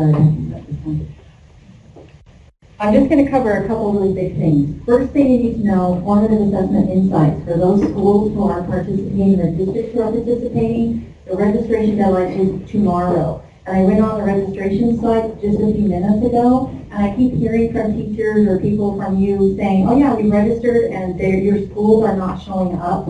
So if you signed up, filled out the interest form in the spring, but have not, we sent multiple emails out and said, please make sure you're registered. Please let me know if you're curious and you want to make sure you're on the registration, send me an email and I can check it for you. The deadline is tomorrow.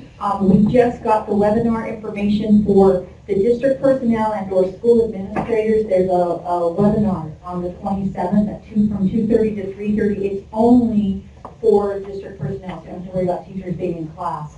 That we just got that information, and I'm going to be sending it out after this meeting today. Any questions about formative assessment insight?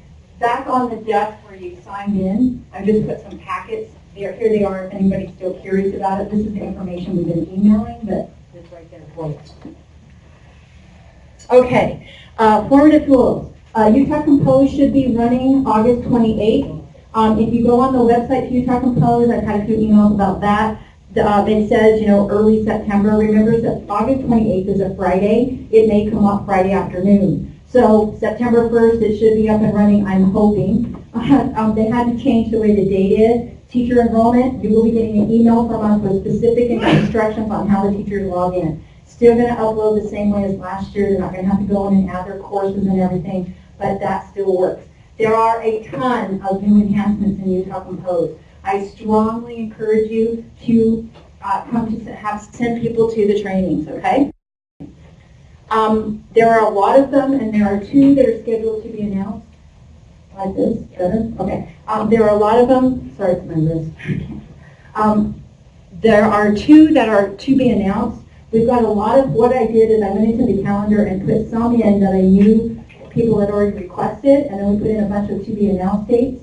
If you're interested in having me come out and do anything on any of the formative systems, Sage Formative or Utah Compose, or a combination of any of that stuff, pick one of those dates, email me, and we'll put you in. There are a bunch of them listed on the thing. Sage Formative, like we told you, it's back. It will be available through December 2017 till the end of the contract. Nothing's going to be changed on it. UTIPS, it's available for all teachers K-12. We have no intention of getting rid of it. That's the number one question I keep getting asked. We are working on doing some enhancements for it, and that's one of the most exciting things. The number one thing I need from you, and everyone needs to do this, please email me who your district or LEA UTIPS coordinator person is in your school, because when I get requests, oftentimes, somebody in the district will answer it or somebody else will handle that, but I need to know who your UTIPS person is in your district. And a lot of you already know who you are, and you know because I email it, and and we have a little system for that. But I really need that information. We're trying to update the list just like we are with all the other stuff. Again, formative assessment tools, we've got some training scheduled. Remember that in your AD memos, your slides you got today, there is a separate attachment, a PDF, that lists every single training that we are doing, including the principals meetings, UTREX training, the assessment accountability stuff. Every single thing is listed. Here are the dates. No, I'm okay. And that's, any questions about any of the formative stuff? Okay, Erin?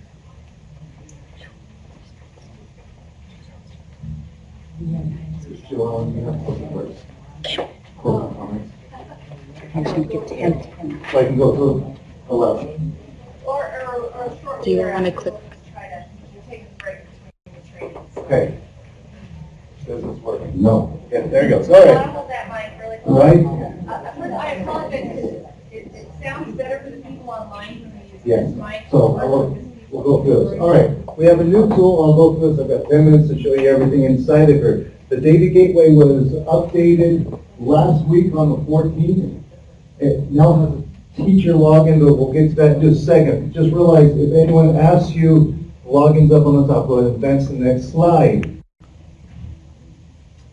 If anyone forgets their password, they can reset it. They don't need to call you. They don't need all their UTREX admin or the LE admin. Just say, go to your login site and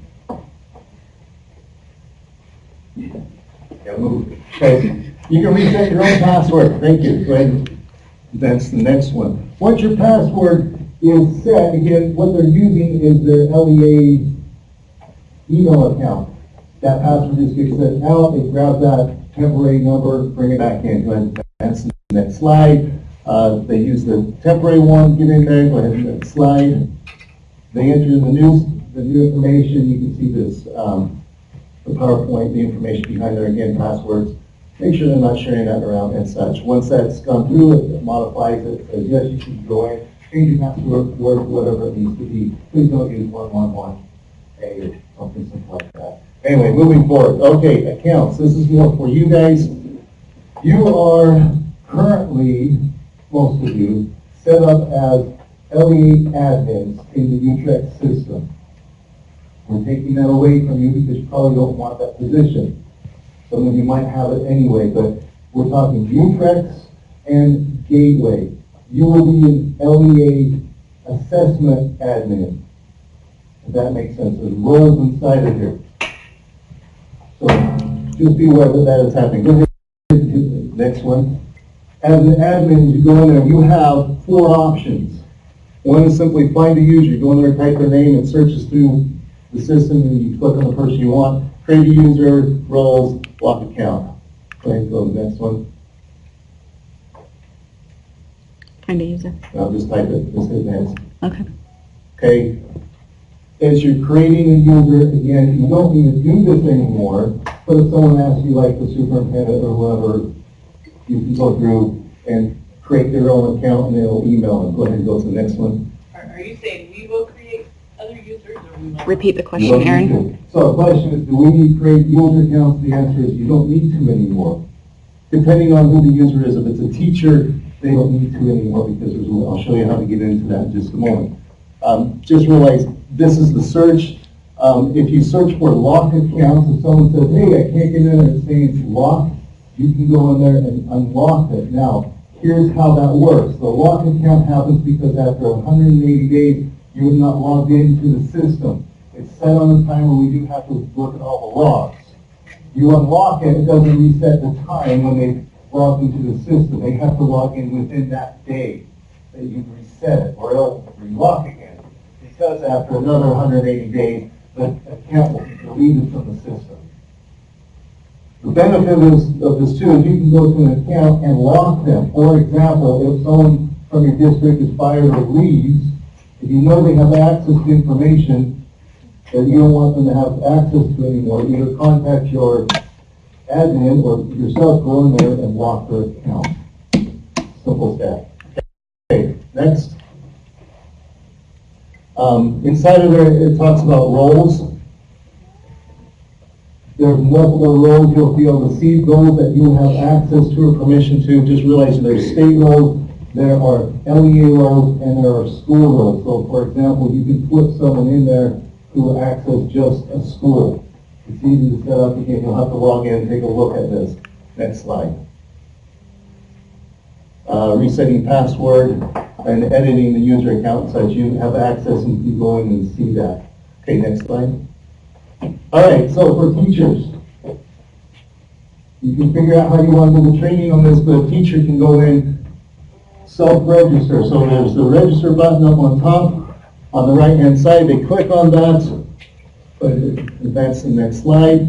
They get this screen. They go inside of it. They put in their first name, their last name, their user name, which is going to be their email, their password, whatever they want to put inside of there, and then they will go in and connect themselves to whatever LEA that they belong to. They put in their Cactus ID in the last 4 digits of their SSN. That does a one-time check against the Cactus database saying, are they an active teacher within your LEA? If the answer is yes, and then you also have to put on a robot here, and then they hit register, go ahead and click next. What will happen is they'll go through a 2-page agreement notice. It's fairly short.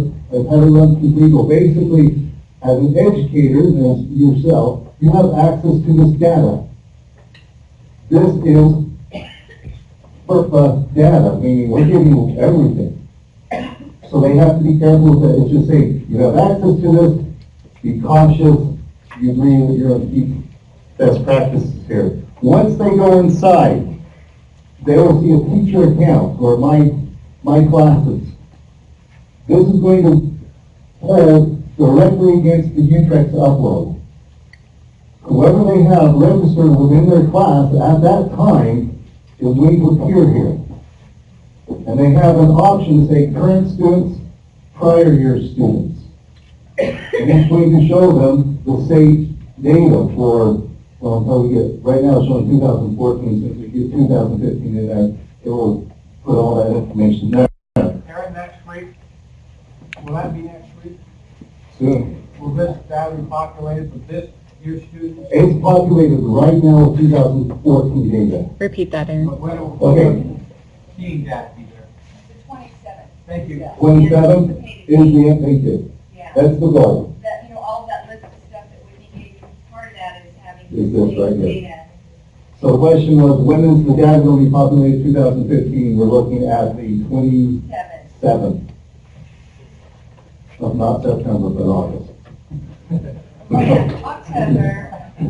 There we go. Inside of there, you will see a tab. It's language arts, not science. Again, this is, it doesn't matter who the teacher is. It's similar to the ORS system. If they're teaching PE, they still get all 3 tests.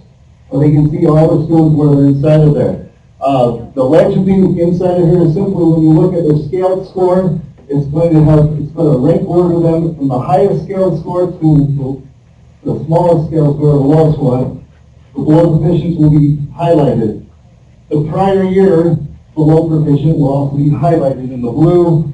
Their SGP, if it's below 40, it's going to be highlighted. And then on the reporting categories of the test, or the sub-scores of the test will also be in there.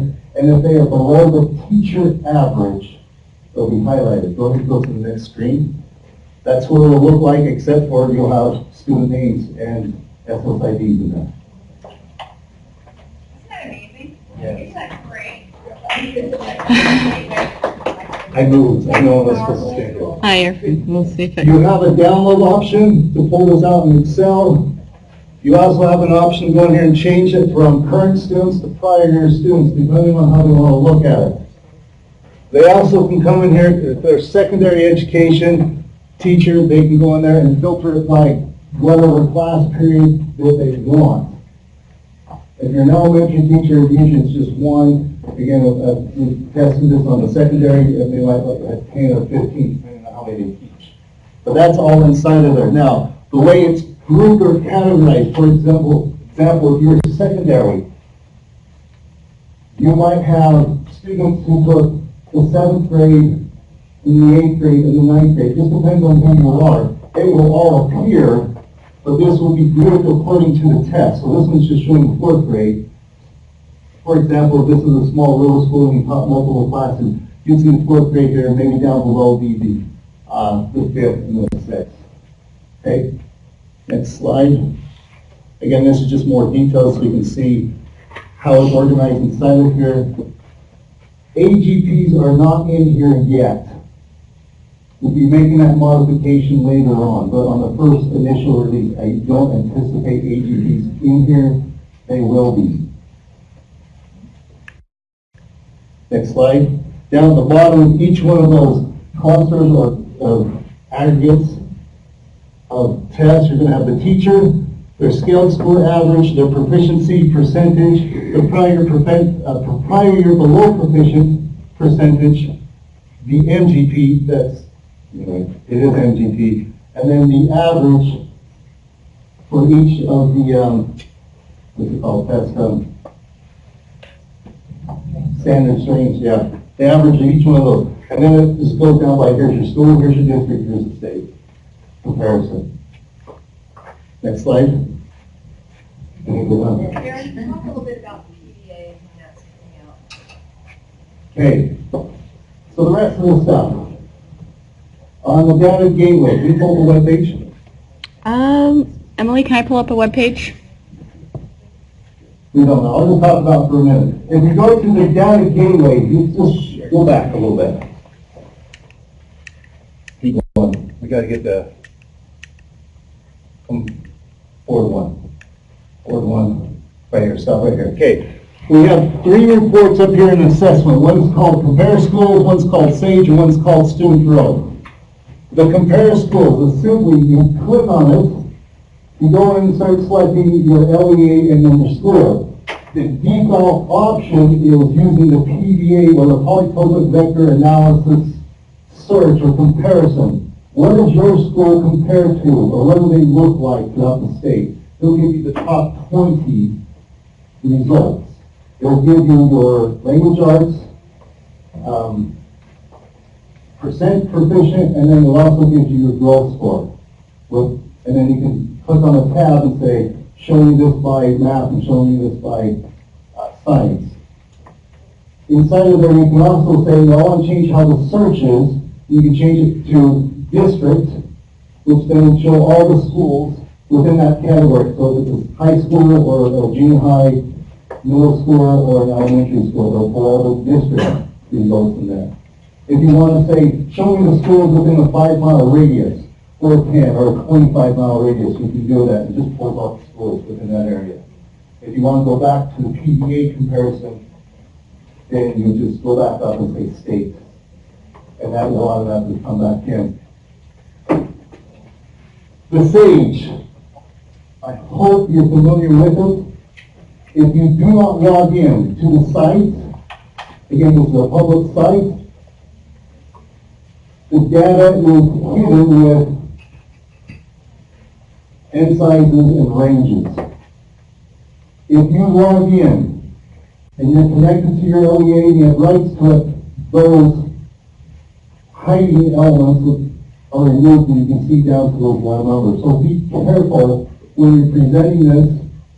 Say like if you're doing a presentation in front of the board and it's public, you want to make sure you're not logged in because let the system work for you. If you need to do teamwork, you're within the school, you want to get down to the actual numbers, go ahead and log in and use that. Make sure you teach your teachers, your principals, how to do that. And that's just the simple differences. Question? Three questions about mine, maybe more. Number one, my account has been locked due to inactivity. How do I get through this problem? Repeat the question. My account has been locked because of inactivity. How do I fix this problem? You call or you talk to your LEA admin, which is probably your IT person. It's your UTREX admin. Ask that individual first. Now, if you like me, and I like you, you can call me. Thanks, Aaron. It's a mutual thing. I see me. The question is, who I like. Now, we can do it at the state. However, it's better if you go to your support team who's already in place and already been trained. We've already been working with the UTREX user groups and they're aware of this. So that's the first question. How do I unlock it? Contact your LEA admin. So use the LA admin, so I said call you. If you are the LEA admin, you should get the training. I know how to unlock it, but yeah, call me. Okay. Or you can call help desk. What's the help desk number? I can't remember. 53, what's that? Which training? So you said under the training. That, okay, so the training for the LEA admin, if you're on the UTREX side, that's set up by IT. We have one, we need to have a meeting every month. If you're a part of that group, you'll get those emails. If you're not part of that group, I wouldn't recommend you want to be a part of it. Because there's a whole bunch of other issues that they have to deal with. Outside of assessment. Not that you don't like them, but just saying it's a whole other world for them. They have to do that to be successful. We absolutely can do training. And we'll be setting up training. Next question. Where will teachers click to see current student scores? Where will they click? Okay, so question, where will teachers click to see current student scores? When they go inside of it, once they log in, and your UTREX has been updated with the current year system. So those things have to be in place. They will see my classes, they'll go down, select the class, the stage class, and it's there. It's default to current students. Next question. A couple slides ago, there was a slide with some orange in the teacher's boxes. Is the orange lowest score highlighted if the teacher's below state average? Or why is it highlighted? Okay, let's scroll down to that so we can see the key. Go back. Well, when I say back, me forward. Sorry. Okay, right here. Okay, this works. Either one works. So it's going to use orange one right here, the lowest score on the sub-reporting category, okay? This compares against the teacher's average, not the schools or the districts or the state, it's a teacher average. So if we advance one more slide, right here, these then are for the teacher. You can go down yourself and see what the state is, what the district is, what the school is, and you can export this into Excel easy and change it any way up you want. But this is just set for the teacher comparison. Any other questions? Online, okay, question. Will there be like hierarchical access for school administrators and things like that, so school administrators can see student lists, or can classroom teachers be users who can see student lists? So the question is, what about the rest of us who want to see this, who are administrative level? Who have like FERPA, FERPA, we're in the FERPA line, right? Right, who can have rights to see this. The answer is, it's not built yet. Okay. This is for teachers, we're rolling out for teachers first. Okay. The next one is now, we're going to start developing for. And reiterate the timeline one more time for this to be operational? It's working right now. Just as soon as we get our... It's working right now, you get 2014 data in there right now, if your UTREX is loading, and soon as we get to the 24, 27, whatever that is, we get the new data in there, it'll work. Question?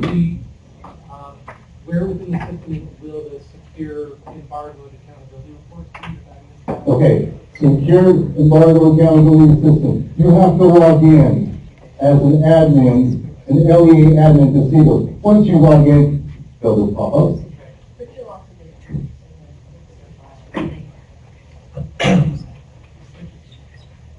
Okay? Other questions? Just 10 minutes over. Thank you. Thank you, Aaron. How many of you would like some additional training when we get some of these additional reports put together, that we can bring this group separately and we will have data gateway training? Okay, let's try to plan that, Aaron, sometime in like October. And, you know, looking at comparing schools, the PVA look is really amazing, and it's a great tool. There's a working group of assessment directors that are also working on some other reports that we think that will be helpful to you. And as we roll those out, that, you know, we'll come together and just go through this a little bit slower, make sure that you have the rights that you need, talk about what's in there, because this is a powerful tool if we can get people really in there using it. So thank you, Aaron, for that. We're going to thank you for all of, any other questions? I mean, we just slammed through so much stuff so fast this morning, I can't believe it.